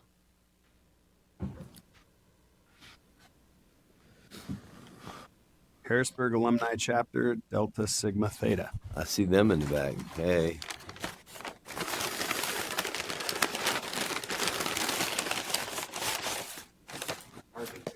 Salad. It's all been salad. Hello. Hello. Hello. Good afternoon. My name is Monica Chisholm. And my name is Dana Lumpkin. On behalf of the Harrisburg Alumni Chapter of Delta Sigma Theta Sorority Incorporated, we are honored and deeply appreciative of this opportunity to share our vision. Today, I want to discuss how our organization is dedicated to providing vital assistance and support to the Dauphin County community through impactful programs guided by our sorority's 5-point thrusts, which are economic development, educational development, international awareness and involvement, physical and mental health, political awareness and involvement. Many of our signature public programs, such as Kings Who Cook and Purse Bingo, consistently draw substantial foot traffic to the area, engaging between 300 to 500 participants per event, which is held each year. But today I stand before you, or sit before you, to ask for your support and partnership for our upcoming 4th annual Youth Symposium. In previous years, this program successfully focused on critical challenges such as gun violence, human trafficking, voter registration, advocacy, and leadership. This year, our 4th annual Youth Symposium will center on citizenship, leadership, community involvement, civic engagement, and character building. This comprehensive all-day event will be held on October 22nd, 2026 at the Harrisburg Area Community College Student Center. The symposium curriculum is intentionally designed to achieve 5 core goals: highlight and tackle the critical real-world issues impacting today's youth, provide a secure forum to build problem-solving skills through open, authentic conversation, link students with essential community programs and professional mentors, equip our youth with the knowledge and tools to advocate effectively for themselves and their peers, cultivate the leaders of tomorrow to ensure the future economic growth of our region. The Youth Symposium targets 100 students each year from across the surrounding areas. This dynamic day will feature inspiring keynote speakers, interactive breakout sessions, and engaging panel discussions. Every student will leave equipped with a robust toolkit of resources tailored to our 2026 theme, Empowered to Lead and Ready to Serve. The Harrisburg Alumni Chapter believes that a thriving community begins with its youth. In an era where character education is often overlooked in the traditional classroom, our program steps in to fill that gap, teaching students the true value of citizenship and their inherent power to effect positive change. When we talk about regional promotion and tourism, we believe that a healthy, engaged citizenry is the absolute best advertisement for our region. By investing in our youth today, we actively reduce community negativity and build an informed, vibrant population that inspires others to visit, live, and invest with Dauphin County. Furthermore, while traditional leisure tourism relies heavily on individuals deciding to visit on a whim, a youth symposium creates intentional, guaranteed foot traffic. So with great intention, our goal is to build a larger forum of students, parents, educators, and community leaders, many from outside the immediate area, into the heart of our community. Our chapter fundamentally believes that investing in the present builds a strong foundation for the future. Empowering our youth is not just a social responsibility, it is a powerful, lasting engine for economic development and regional vitality. So on behalf of the Harrisburg Alumni Chapter of Delta Sigma Theta Sorority, thank you for your time and your consideration and your continued commitment to our community. Thank you. Any questions? I've attended the event on multiple occasions at Harrisburg Community College. It's well attended, and the messaging is outstanding. And the youth are there listening the whole time. And you have a bunch of different speakers come in, and it's been very rewarding. So thank you. Yeah. Thank you. We look forward to you attending this year. You're welcome. Yes. Send us an invite. Open Yeah, invitation. invitation. And next year, hopefully, we'll be in for the Kings of Cook. Well, Marcy got on me. We're not attending this year, so we'll make sure we reserve the date for next You year. did so well at Super Bowl. You're famous now. Yes, yes. Thank you, ladies. Thank you. Thank you so much. I'm going to go back up through our list as we're at the top of an hour. Just for those who maybe weren't in attendance when we called out the name. Eastern PA Hockey, Friends of Midtown, Grattsboro Parks and Recreation, Growing Every Mind, Inc., Harmony Horizon Alliance. All right, we're starting the 3 p.m. hour, and I recognize we're starting that 18 minutes early. So just for those of you who maybe weren't here at the top of the hour, last hour, we'll call your name up. You'll come up. You'll state your name. You'll have 3 minutes to share on your application, and then the goal is we can wrap it up within two minutes of questions or so. That's kind of the goal. As we have hundreds of these we're getting through, we want to make sure we know you have a lot to say about your application because it is your baby and you want to tell us all about it. But the more condensed and concise you can be, the better, the faster we can get through it. And if we do have questions, we'll be able to get more of that information because that might be the more relevant information for us. So Harrisburg Area Riverboat Society.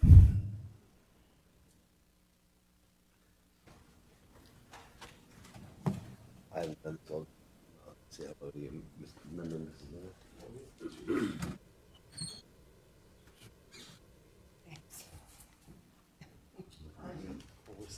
Okay. Sure. That's my mother who lives with us. I know you are. Wait till they go back. It's all right. You're fine. Wait. It's okay. I'm glad you clarified time-wise too. Yeah. Because And you'll have a 3-minute clock here to reference. Well, it'll be counting down after you say your name. that's fine. So take your time. Don't say your name until they grab a seat. I'll wait until they. This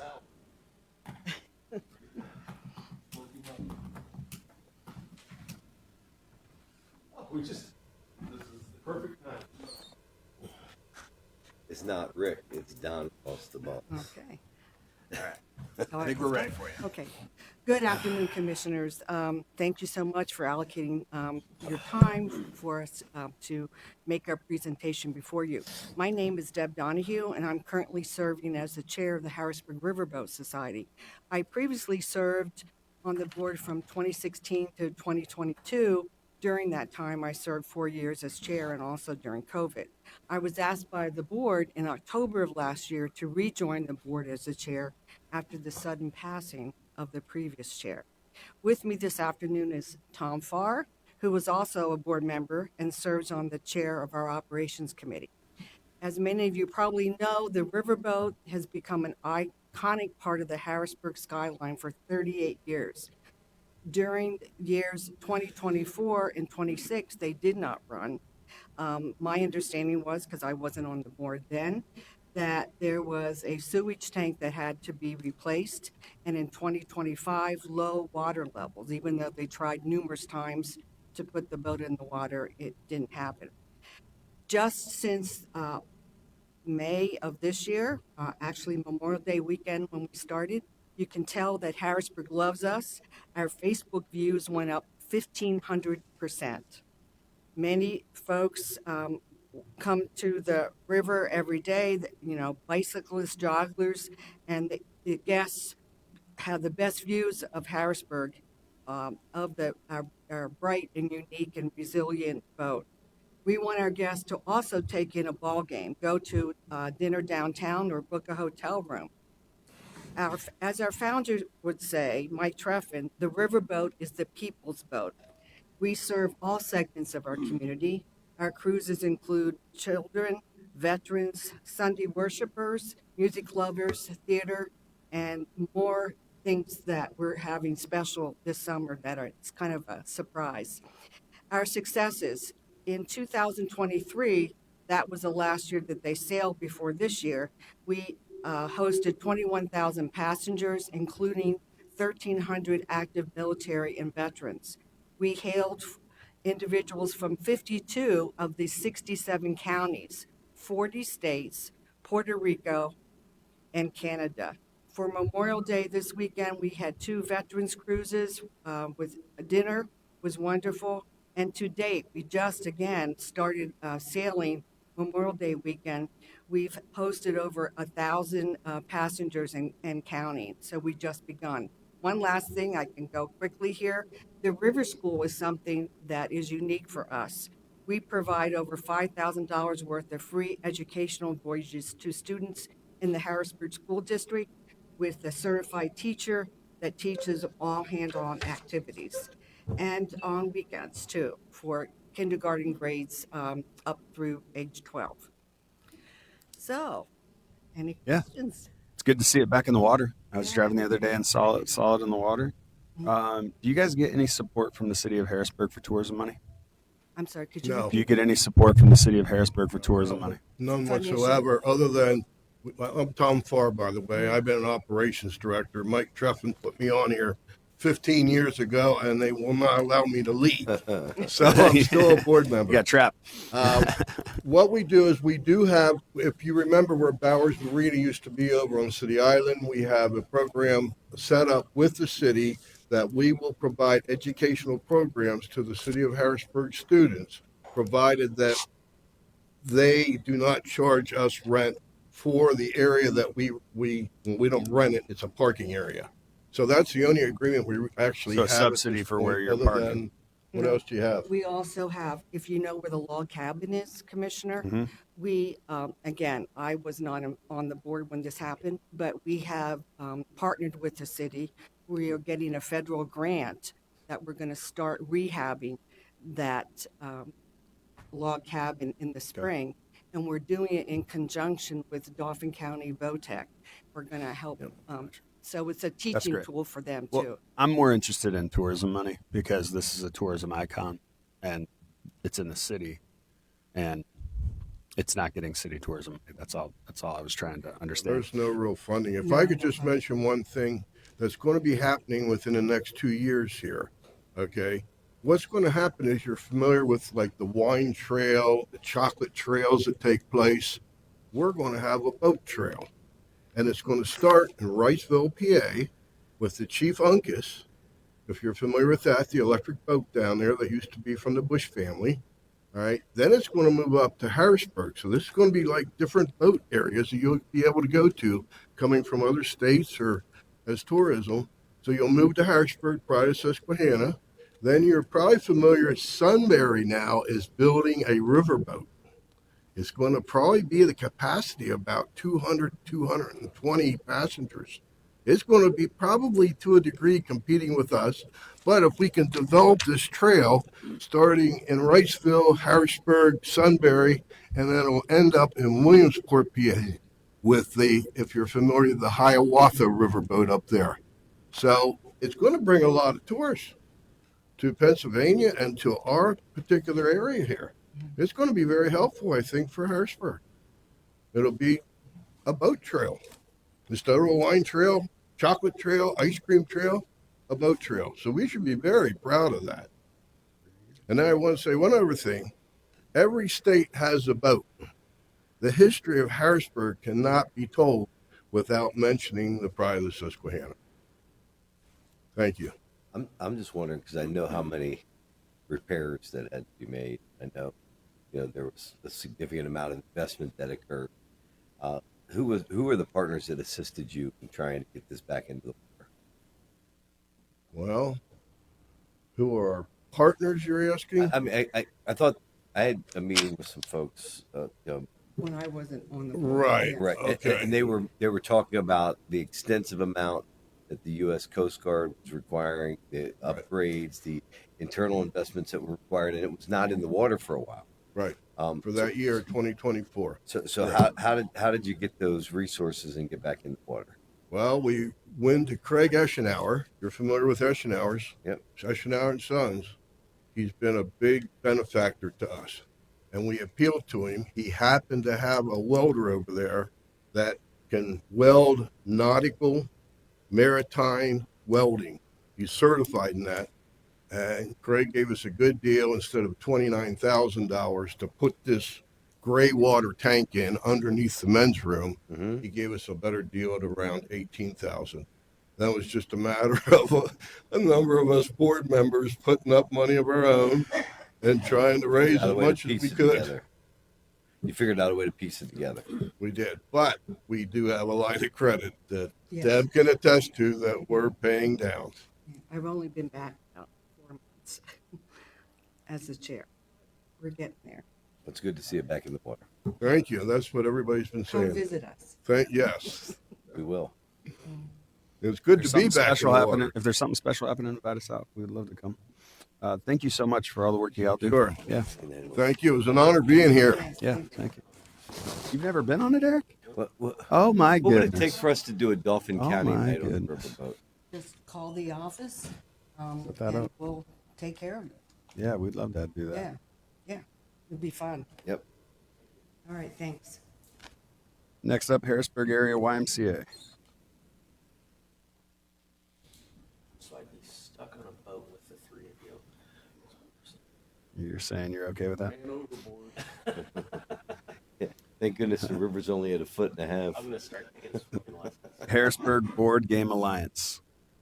Only if it gets close to Dock Street there.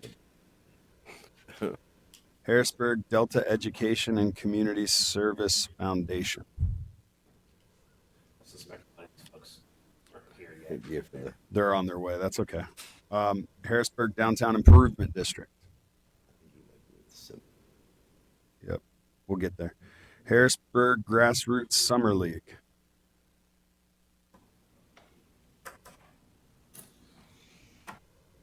Hello. Good afternoon, gentlemen. My name is Don Ross. I am the founder and director of the Harrisburg Grassroots Summer League, a league in the city of Harrisburg where we're serving close to 350 kids through the game of basketball, teaching life skills, and some of the things that you would want people to display in the city of Harrisburg and surrounding communities that will improve tourism. We bring in teams from as far away as Williamsport, outside Philadelphia. And then for our Hasheen McIntyre Day, which is a former player of mine, a student who was murdered in North Carolina, High Point graduate, partnership with the day service event people. We bring in thousands for that day from all up and down the East Coast, his connections, and they do raise money for STEM projects and different community events in the city. I've partnered with the county for many years, worked closely with Brooke to make sure that, you know, the kids in the area have a positive outlet for, you know, things to do and places to learn from. As far as the product, I'm not going to waste your time, but I can list lawyers, doctors, head of Destination DC, who is involved in bringing the World Cup to DC and the March Madness and all those kind of things. So there's a long history of producing people that are positive. And like I said, I think that all of you know the benefits of having well-rounded youth that turn into people that make places a better place to live. And I've had a good experience with it, and I've always had support from Dauphin County. Mike and George have been great for me. Justin, I hope I can build that kind of relationship with you, and I know that last year was the first year of this summer league, and Mike was out, and he saw the amount of kids, and I've got all that here. If anybody wants to see it, I have a stack of almost 200 kids, and schedule and different things that take part in it. And primarily second to eighth graders. Is that what it says here on my Second packet? to eighth graders, and I did add a high school league, but the schools are paying their way for the high school league. Gotcha. Yeah, they pay for actually all they pay for is the refs. We're not making any. Yeah. Is it multiple days or is it one day? Like, is there hotel stays at all attached to this, or is it more come and go? Williamsport, some of the Philly schools will do it, but the big day, the playoffs that we have, people come into town from all over. Great. And like I said, it's for one of our fallen former players, and like I said, a bunch of his classmates, and that they throw the 717 Community Day, and the Hashim McIntyre event is part of that. So, Where are these games played at, or what? the regular season games are at Harrisburg High School. I'm a teacher and coach at Harrisburg High School. The school has supported me. I do have to pay for insurance and stuff like that for the use of facilities, but they allow us to take care of the custodial and security stuff like that on our own without a fee. And then the city helps us out with skills sessions for the kids on Tuesdays and Thursdays at the parks. But they help out with the community day as well. But we don't receive any funding for the league. The league is part of I don't know how to say, a 3-pronged attack to get our kids on the right track. And in the youth leagues, we have kids from all the way from Steelton, Middletown, Hershey, all over Dauphin. Colonial Park. I can run through the addresses on the sheets I have from all. Yeah, you just answered it at the end. I was going to mention, you mentioned Williamsport, Philly, Lower Dauphin, Hershey, Steelton, Central Dauphin. Kids are coming from all over. People I've met fishing up Clark's Creek, they come down from so a lot of. And it's the impact during this time of year with the youth from all those locations, hundreds of kids playing, and it keeps them off the streets and out there playing a team sport, and they get to meet Don and other mentors, coaches, teachers, in the Harrisburg School District and elsewhere, and I think it keeps the kids focused in the right direction, working on team sport too. We just want to find out how he ties his flies. Come over. He's one of the most prolific for a session trout sometime. fishermen in all of Dauphin County, actually all of the region. This guy got game in the trout. George, you couldn't have given me a better compliment. It's true though. My son wants to go It's fly true. fishing. I said, I don't know nothing about that. I never did that in Indiana. Yeah, they got my number. I'll take them. He does it, and he knows all the honey holes everywhere. He just broke his arm, so I don't. He think might he's doing not any share fly it. fishing. Good deal. Well, thank you so much. There's no more questions. Do you I'm want? good. I have a proposed budget schedule. Well, I'm going to leave a schedule for you guys because I would love. You can leave whatever supplemental material you'd like to leave with for us. you Sure. guys to come through. Please send And- us invites too. As Oh, summer gets started. absolutely. That would And pop in. these guys will tell you, I put you on the spot with kids, so they're going to have Ready. questions. Great. Thank you so much. Thanks for all you do, Don. Yeah, I got extra there, right? Oh, Who wins a one-on-one? I think Monkey dunks on him. That's my question. I wouldn't be a good coach if I was. Next up is Harrisburg Green Alliance.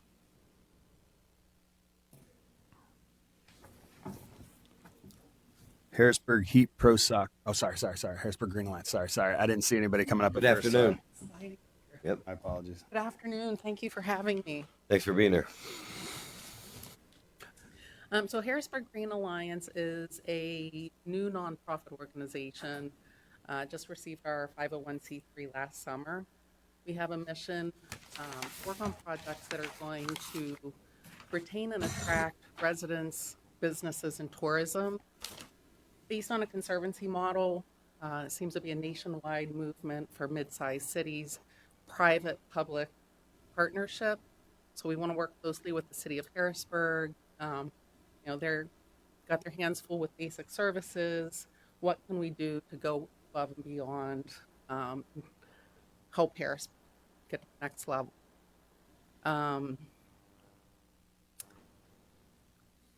We have a board of 18 members currently. We've done a lot of strategic planning. We have a good relationship with the city and the county. We've met with a lot of different neighborhood organizations, have those communication lines open, want public input on everything that we're doing. And our kind of initial step is let's look at the assets that we have here. Susquehanna River, of course, is probably the greatest natural asset. Riverfront Park running along that corridor. So we're kind of looking at let's clean up our front porch.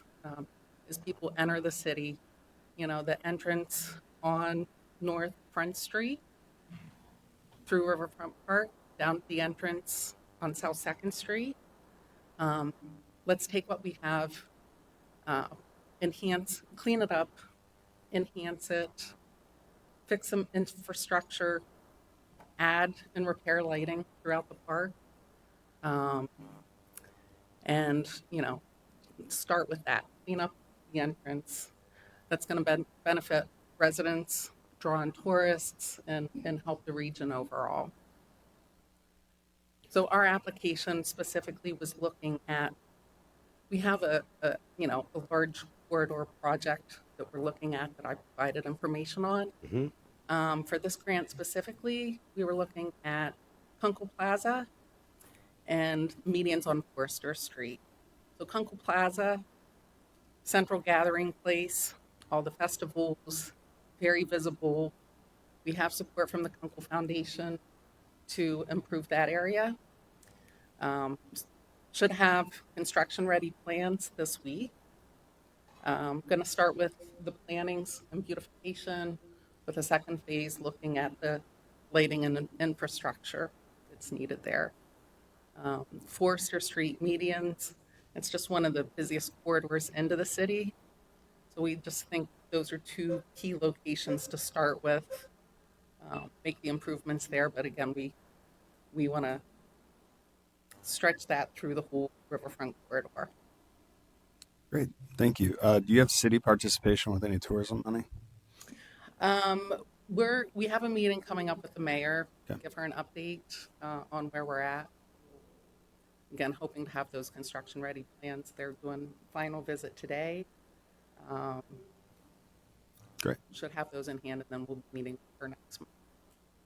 So just like if I was to summarize this application, it's beautification of our city to really give tourists who are here, and obviously the public who enjoys it every single day, the good vibes of better lighting, better scenery, all of that Yeah. lets them leave this region and know and have a better experience. And Absolutely. that's the justification for tourism, in my opinion, on this one, right? Thank Yep. you. Yeah, it's beautification. Safety is definitely a key factor in this. Forster Street median specifically, just the visibility. And it can be very busy and congested. Yep. So yeah, I think, the safety with beautification, make people feel more comfortable, make it more attractive. They'll be more enticed to spend more time exploring the city. That's great. Yeah, I just want to say thank you. I mean, I remember over the years how many civic organizations used to play a role in taking their part and stepping up to do something about, ownership of the city, ownership of certain areas within the city. And, things don't work without folks that are willing to step forward and, sort of make these things a priority. I remember how many civic groups used to be 20 years ago that were sort of contributing to the vibrancy of the city. And now that I don't see it. So you're this sort of exciting sort of based initiative where people say, what can I do about it? Well, you're showing what you can do in small pieces as a civic group to become engaged in being a part of the solution. And I think that's the only way truly things will ever turn around.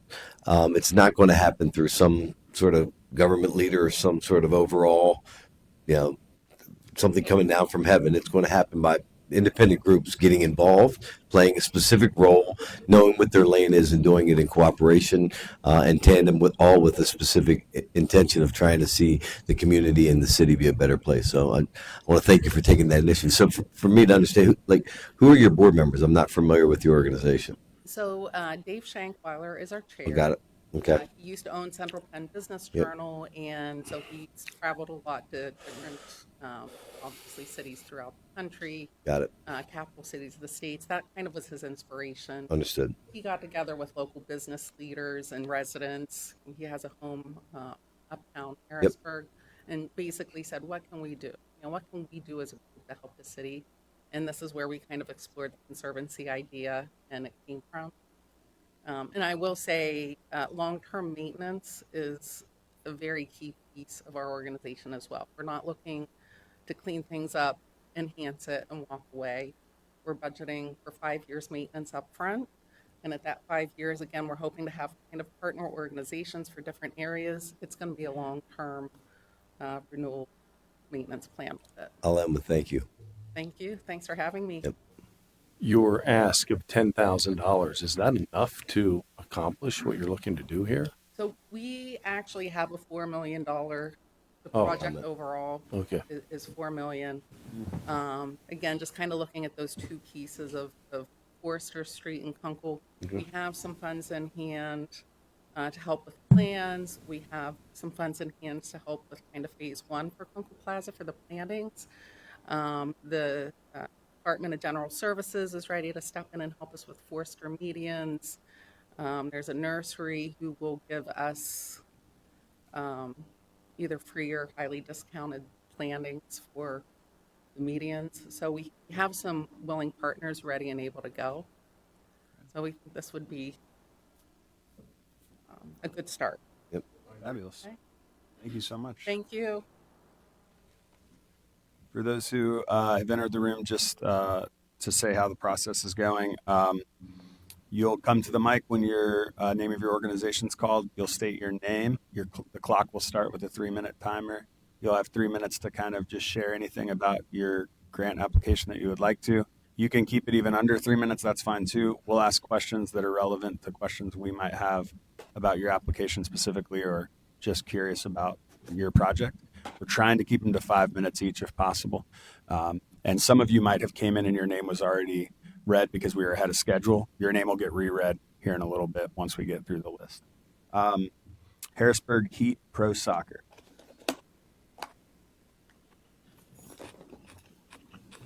Bring it up the cup. Oh, wow.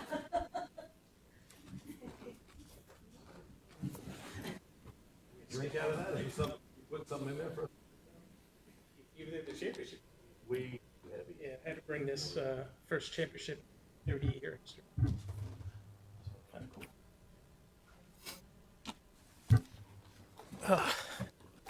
Mind if So- we take a picture of that? It looks Yeah, good. yeah. Looks good. If you want, you can take a picture. We'll get one with you with it. No. Awesome. It's as you guys know, the Heat was formed as a Hershey Impact back in 1988. Dr. Rex bought it, moved it to Harrisburg in '91. I had a midlife crisis, and instead of buying a Corvette convertible, I bought a soccer team. Part of the reason was John Wilsbach ran it, and he needed help, and he was in danger of folding. So I took it over. I live in Maryland, so it's a bit of a drive, but it's a passion, a love, and we've been successful. But it's tough. When we were at the farm show and now at Hershey, we don't get concessions. We don't get parking. But one of the things we do is we're very focused on a lot of the things that you guys are looking forward to, the hotel tax, and everything else. So a lot of the things we do, if you don't mind, I'd like to hand these to you guys. Thank you. So much.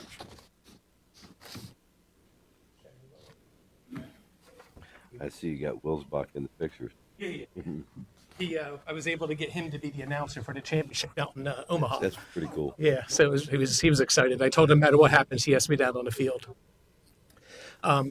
But a lot of things that we do is because out of Maryland, we draw Maryland teams. We do youth tournaments, and what we do is invite young teams to come in. We charge it's $300 for the tournament. We give them like $3 in tickets. They get the refs from our game that night. They get medals for winning. They're guaranteed 3 games. It's really cool, but it helps us sell like anywhere from 600 to maybe 800 tickets a game.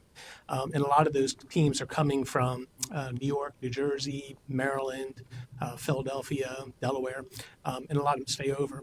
But if you'll see on the bottom, I highlighted all the things that we do as a franchise to help bring in dollars into the hotel. So personally, I have to buy 10 rooms a night for every visiting team.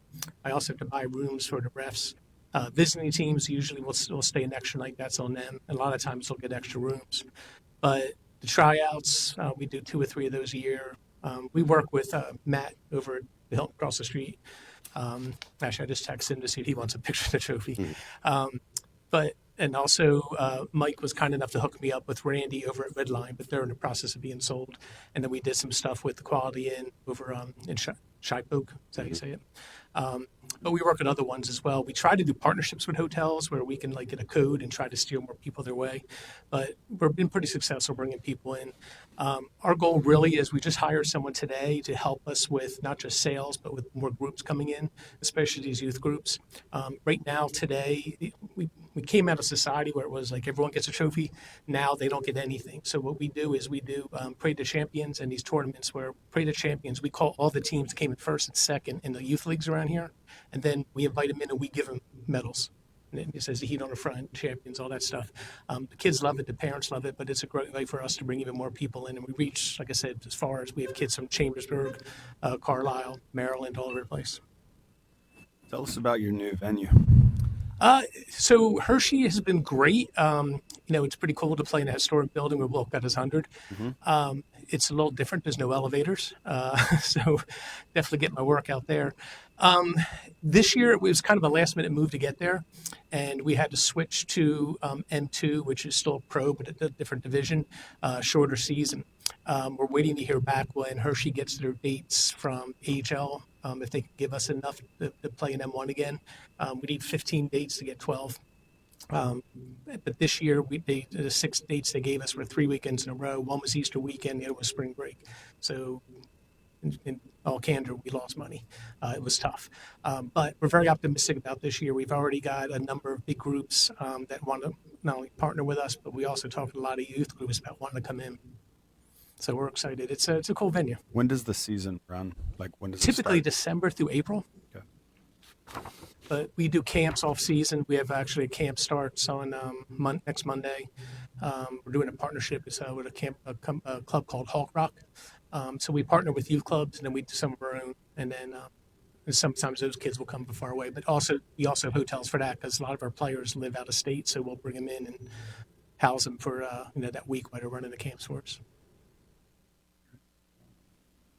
Any questions, comments? Anyone else?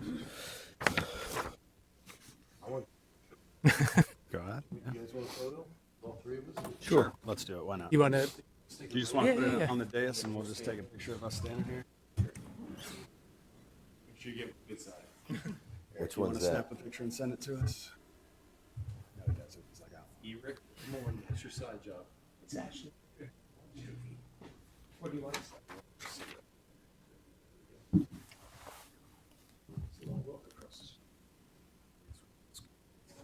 Mike smelled it. See what's on there. Yes, yeah, as soon as we want.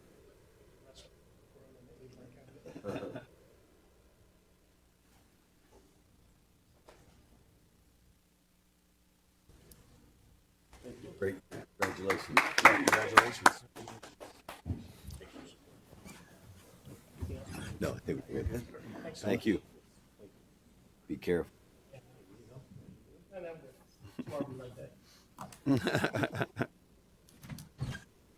Harrisburg Kennel Club.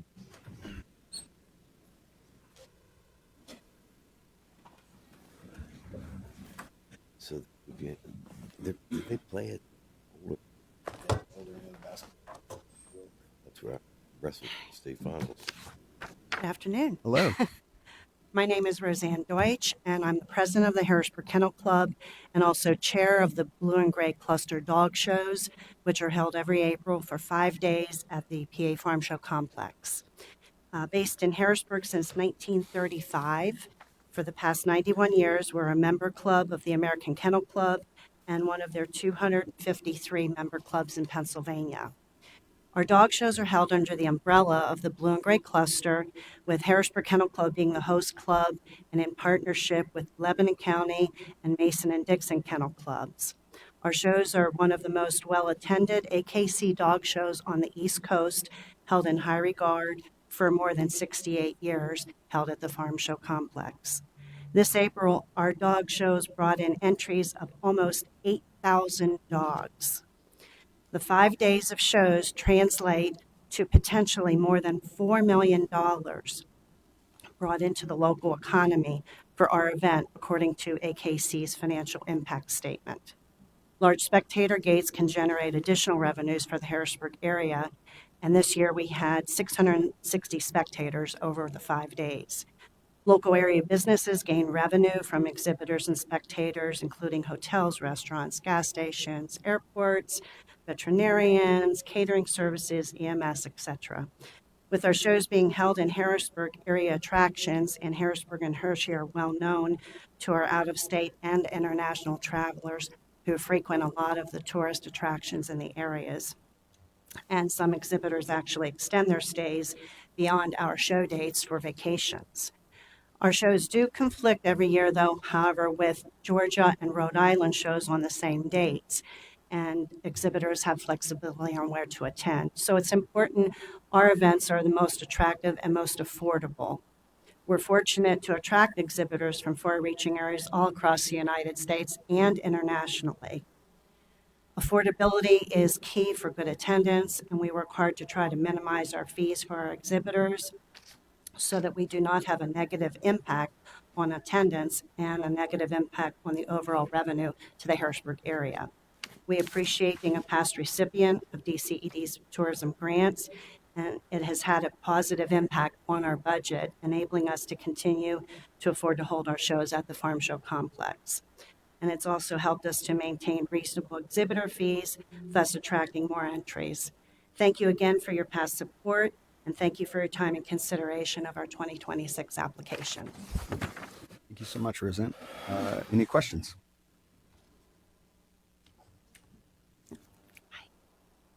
Do you have an estimate of how many hotel stays? This is a long event, 6 days. So I would assume there's a good amount of hotel stays. Obviously, there's some locals. Actually, I know somebody from Lebanon County who comes over for it. They go home, obviously, because they're close enough. But I would assume you have a good number of hotel stays with this event. I don't know the exact number of that, but we fill them all up. The one thing I would say They is are please full. work with VHH to see if there's a way to track that data. I'm sorry, work with who? Work with VHH, work with Sharon, see if there's an application that you can use or some way to survey your audience, only because those types of metrics will be very helpful, and not just like for us, but for other grants you might want to go after, because that kind of ability to show the draw power that you have to the region from outside. It's obvious you have it, like because of how long the event is and because there's a number of people coming from outside the region. But you can, there's tools to actually track how many people stay in Dauphin County and hotels, and that's the kind of stuff that only further strengthens your applications in the future. But this is a great event, so thank you so much. Thank you. I don't have specific for Dauphin County, but I can give you these. I have AKC impact statements where they did surveys, across the whole United States and in Pennsylvania. Okay. And so that's where those figures come from. Yeah. With the revenue brought into the economy. Great. Thank you. If I could ask Sharon. Sharon used to be Yes, in charge at the farm show. Sure. From shows you have there, Great American Outdoor Show's the largest show, not just in Pennsylvania, United States, it's the largest outdoor show in the world that's there. You have the Pennsylvania Farm Show, you have the Motorola Show, you have the Horse Show. Where does this rank? Is it in your top 20 overall throughout the year? Or? From a size perspective? An impact. Yeah, I'd have to actually look at that, and it's definitely impactful, again, because it is so many days. It's a lot of people that come in. Not so much from a spectator perspective, as you noted, 600 attendees isn't a big number, but the exhibitors that come in with 8,000 entries, they do stay. They do get a significant number of campers because they have so many dogs that they actually keep in the campers and all of that. But it's still a very significant number when it comes to hotel stays within the county. Sure. The campers were only a little over 100. So for the large number of exhibitors that come in, it's really quite insignificant, actually. But in addition to exhibitors, we also have our judges that come and stay, all the other services that we hire that come from out of the area. But So it is the most critical component of tourism, which is heads on beds. Where Yes. Oh, these individuals absolutely. are coming in, they're staying there, Yeah. whether it's, yeah. and that's why the RVs are not the majority by like it's very, very small. They count too compared. because they're coming here and they're filling up, and Pardon me? it takes a lot of money to fill up the gas tank in one of those Oh, RVs. yes, it does. Yes. Yeah. Yeah, there's. Oh, yes. Yep. Yeah. So, I mean, when we were actively showing for past 40 years, even though we were in an RV, we would still go to restaurants and stores and all that. So even though they're staying in their own kind of private little home, they still visit, other area businesses. Thank you so much. Thank you. Thank you. And may I leave Yeah, you can this bring with those you? on up and Sure. we'll take them. Okay. Yeah. And I have some photos here too if you want to see them. Whatever you want to provide us, we'll take.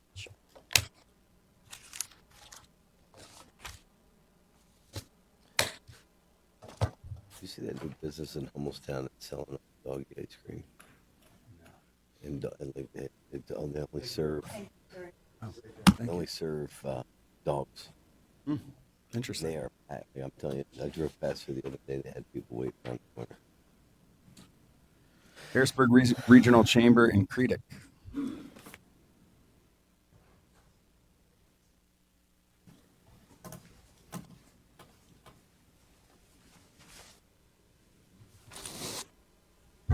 Good afternoon, everyone. My name is Ryan Unger, President and CEO of the Harrisburg Regional Chamber in Creedick, and talk today about the intertwined nature of economic development and tourism. We track the ROI of the investment. We appreciate the long-time support of the Dauphin County Commissioners as part of our regional public-private partnership. Last year's investment in Creedick generated around $6.1 million in regional economic development activity. It's about $90 back for every dollar invested in their work, and it's across all the investments from businesses and public sector alike. We know that when a company decides to relocate or expand, the site selector will evaluate the region, and they read the same signals that a tourism reads. Is it downtown alive? Are there restaurants, hotels, things to do after 5 o'clock? And is this a place where talent wants to live? And over the past year, we've worked with our partners at Visit Hershey Harrisburg and the business community to strengthen tourism assets throughout the region, including Hershey Tavern, Hidden Still, investments in support of a KIZ tech company called Golf Back, located in Hershey, that assists golf courses with scheduling softwares. And we know beyond the direct business assistance, we've secured about $1.7 billion in supporting nonprofits throughout the Dauphin County, including Penn State Health, Central Pennsylvania Food Bank, Catholic Charities, the Latino Hispanic American Community Center, Logos Academy, Valley Youth House, and YMCA, both Camp Curtin and downtown as well. We're also working with a partnership, including the county, the city of Harrisburg, and the Commonwealth of Pennsylvania, and others to support downtown revitalization efforts here in Harrisburg. And the early returns are positive. We want to public engage with 4,400 individuals completing an online survey. Focus groups have been held, and this week public workshops begin throughout the city. And we've continued to deploy business support in that effort as well, including grant support to Harristown, opening Cornetta Park across the street, and the newly opened Denham Coffee receiving a business loan, opening their largest location in the first floor of the Menaker building. We know business travel and leisure travel fill the same rooms and the same restaurants, and that's why economic development and tourism should work closely together. Last year, I had an opportunity to have a conversation with a site consultant in New York City. During that conversation, the first thing he said is, I visit Harrisburg and Hershey every single summer. I attend lacrosse tournaments and stay in downtown Harrisburg. And I love walking around downtown Harrisburg, and I love visiting Hershey and going to those tournaments. And he decides investment decisions for Fortune 500 companies across the globe. And I'm excited to hear when I sit down with him in a year what he thinks now of his trip this coming summer of downtown Harrisburg and the changes we've made. Thank you. Thank you, Ryan. Obviously, I'm on Creedic, so I see the value in this. I have no questions. No question. I just want to make a statement. Ryan, since you've taken over, you had some big shoes to fill, and you filled them rather quickly. Your ability to reach out to small business, large business, looking forward to the future. You're a forward thinker. I like how you're moving your offices downtown, and you just have you've done a wonderful job creating new partnerships, and folks speak very highly of you and your team. So keep up the great work. Thanks, Commissioner. Here, here. Thank you, Ryan. Thanks, guys. Thanks. Harrisburg Symphony Association.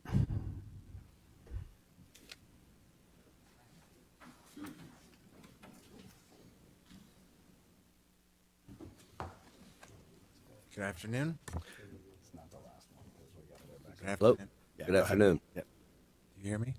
Is the green light on? Yes. Then you're good. I'm Matthew Herron, Executive Director of the Harrisburg Symphony. We have been playing at the Forum for 96 years, and for the past 30 years, we've been playing outdoors around the July 4th holiday in several communities, the centerpiece of which is our Harrisburg concert that originated on a barge on the Susquehanna, and sometimes it was at the stadium, and of the past maybe 6 or 8 years, we've been at Reservoir Park. And the Douglas County Commission has been extraordinarily supportive of this event for many years. I think that's Nebraska. Pardon me? Douglas County, Nebraska. I think you meant Dauphin County. Dauphin County. Why did I I say have friends Douglas from Douglas County. That's Omaha. I have no idea what that means. It must be. That's okay. Dauphin County. In any case, and we're requesting support again. This is naturally generates tourism, this event, but in fact, we maintain a very broad and intense sort of 6-figure marketing campaign throughout the year, so that I would suggest that everything we do advertises everything else that we do, which advertises the county and advertises the city. At the July 4th concert, we offer special ticket deals for our seasonal programs at the Forum. We know anecdotally that a lot of people come from out of town for those concerts, and we also generate tourism by our nature. 90% of our musicians are not from here and are not based here, and we book 1,500 to 2,000 hotel rooms a year for them, and they spend money while they're here as well, in addition to what our audiences spend. I would like to think that your support will continue, and of course, we naturally invite you to be part of the event, as you have been in the past. Great. Does city tourism money support it all? Do you get any city tourism money? We do you do get not. any city money at all? No. Do you get any city subsidies at all? No.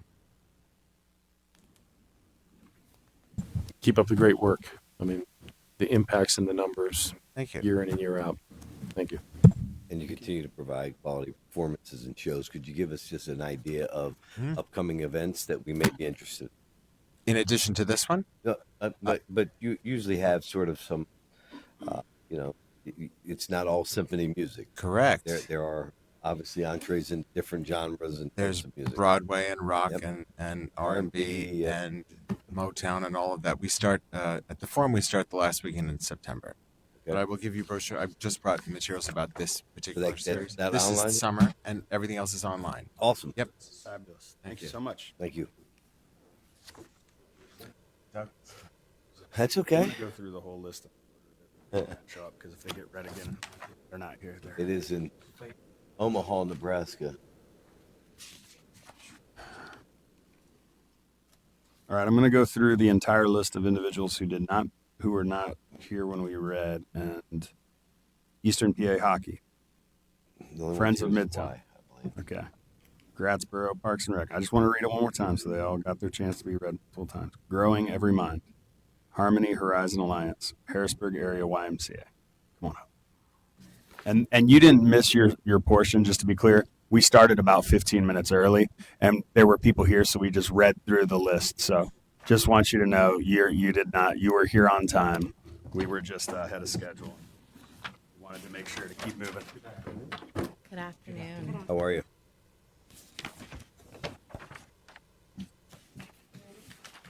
Yep. Whenever you're ready, yeah. Hello, everyone. My name is Shawnee Whiteford. I am the new Community Events Director at the Harrisburg Area YMCA. Welcome. Almost hit my year mark, so I'm very excited to be here today. Today, I am here representing the race series for the YMCA, which has been a cornerstone of the local community for the last 54 years, fostering fitness, community, and a love of the sport of running. The race series is made up of our 6 races: the Half Day Half, the Harrisburg Mile, which is coming up in exactly a month today, the Milkshake Mile, which is our one of our newest races, the Harrisburg Half Marathon and 10K, our Hop Dash, and the Harrisburg Marathon, Half Marathon, and Relay Race. All 6 of these races are held in Dauphin County, with 4 of them being directly in downtown Harrisburg, on the riverfront, and in City Island. In 2025, we saw approximately 5,360 participants, with the majority of the runners bringing 2 or more spectators with them day of. 20% came from out of town, with runners joining us from 41 states and 12 countries, including Panama, Germany, India, and Kenya. We estimate that that each year, 945 participants spend the night in the local hotels and Airbnbs, and are looking to partner with these businesses to continue to track this progress moving forward. Each year, we do partner with 20 or more local vendors, ranging from food to signage to swag. In addition, we also partner with the city for the transportation, the police department, the EMTs, and so on. In 2026, we're on schedule to have 6,300 participants, which is an increase of 17% from last year.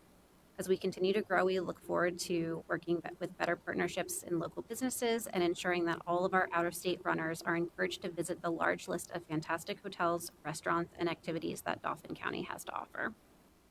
Great.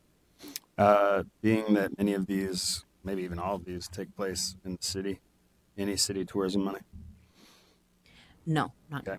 Any city subsidies? No. Okay. I'm a big fan. I did the Harrisburg Mile last year. It was a little rainy and wet, but other than that, it was a good time.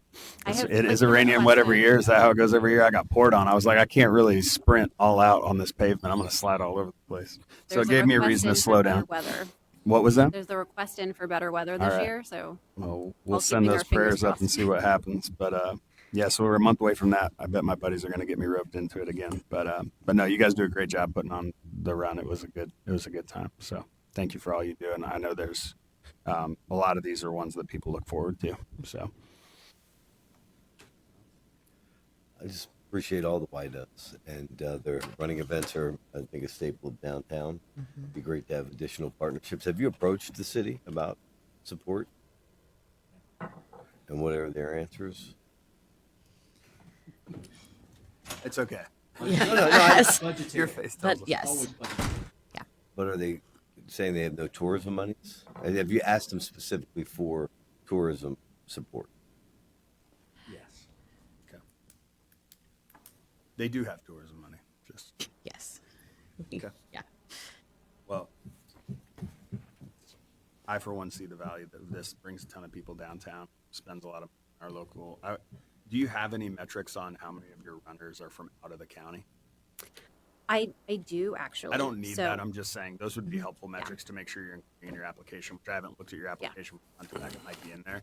But those are the kind of metrics I've been telling people. I've been telling people today to just really be good as you're doing these events, covering the metrics to try to, survey your audience to find out if they're from out of county, out of state, if they're staying in hotels, trying to direct them to Dauphin County hotels, obviously. You're quickly becoming Boston qualifier favorite. That's what I heard. Yeah. We're 25 in the entire country. Oh, that's of a awesome. list of like 300. The Harrisburg Marathon is number 25. That's great. Yeah. That's great. Yeah. Well, Folks come from 41 states, and that's one of the things that we've talked about adding to our post-race survey that we do is, did you shop at local businesses? Have you stayed in local hotels? Where just to get some more of that actual data, we can estimate based on the folks that are coming from out of state. But being able to actually really pinpoint that is something that we've already added to our survey for this year. Great. So if you do the mile, you'll see it. Great. Thank you. Thanks, folks. Sure, Mike. If you want to come up and do pulse, we'll do it. We'll get it off the list now. Perfect. You just sit it right here. Thank you so much. It looks like pulse is slated to go tomorrow at 2:00, but we'll get it out of the way now if we can make it quick here. Yeah. I'll just present. Mike Davenport with Pulse. Base 2024, November 9th. Had a sudden cardiac arrest, which left me breathless for 22 minutes. After that, they used the defibrillator to actually bring me back to life. Took me to the hospital where I was in a coma for 3 days. Coming out of the coma, and when my mental and physical joined each other again, started looking up the reason why. They really didn't have one, but it also sparked me to do what I'm doing right now with the pulse. So our goal with pulse is called the acronyms is players undergoing life-saving education, which we will be teaching them CPR. We would teach them how to work the defibrillators. We would teach just basically the signs of knowing within yourself, not pushing yourself too hard. As athletes, we are taught to, push yourself harder, but it's a fine line that we have to start learning how to walk when it comes to that. And then we also working with all our coaches to get CPR certified, and defibrillator certified, as well as parents, just so we will be more so proactive than reactive when it comes to, supporting one of our own whenever it happens. We're working with, some other things, just like building awareness for it right now. So we're having a 5K next year. Actually a full eventful weekend that we're actually planning to put together, which will deal with a 4-hour segment over here at the Tiffany School. We'll be using the parking lot and having different stations for the kids to come through, more so grade to middle school age groups. That night we will have a heart and soul gala, which is basically like a sneaker ball, to present, just to presents a couple of awards and to make sure, just to have a fun night more so. As well as Friday night, we will have a summit, and it more so deals with the mental stability around it when it comes to either a parent or someone that lost a relative from that, or the person that suffered from it and trying to get through it. So we will have counselors and things, and we will actually have a discussion going on that Friday night. Then Saturday will be the 5K run, and then Sunday will be the 5K run and the gala, and then Sunday will be, we'll cap it off with the kids event. Question? No. Didn't know that happened to you. Oh, yeah. And When did that happen? It happened November 9th, 2024. I was coaching down at Spooky Nook. Just won the game, shaking hands, and that was it. And, let me be clear, I don't remember. So this is what they told me. I lost about 5-6 weeks of everything that I do have no clue what happened. And not even, down to driving down there to the tournament. I didn't, remember anything at that point. We've seen a lot of athletes, basketball specifically. I know growing up, I grew up around basketball, and forgetting the name of the star that died either in college or high school. You know about Len Bias? Yeah. And But there was Hank Gathers. Yeah, Hank Gathers. Yeah. I mean, so what they are saying, sudden cardiac arrest. that's what happened with myself. But it also goes to Hamlin up in Buffalo, the football player. Bronny James is actually the same. Went through the same situation as well. Yeah. That's what he said. Denny Hamlin. The Hamlin. Yeah. That's Hamlin. Yeah. And it's just as I research it, it's more and more common. We're actually working with the Peyton Walker Foundation that's here. Oh, that's what I was going to ask. So we're working with them. So with them doing the screenings, my people that I start working with, I send them to her for the screenings. It's just one thing that I know, basketball, you get the physicals, they're not going into a depth, physical or your heart. So with that program, it's like an hour and a half time frame that they spend, really checking your heart out to make sure it's okay to compete. And, so that's the bigger side, so we're partnered with them with a lot. Have you thought about actually being seen and tested? Have you thought about partnering with any of the area hospitals? This just seems like right now, sponsor. Like I did talk to UPMC. Okay. And that's how I actually got in contact with Peyton Walker. So we're going, we're partnering there. Have meetings coming up with Penn State. Great. To do some community things for them, and more so just to, like I said, my portion, I got to educate everyone on it. So so that's what we're working on.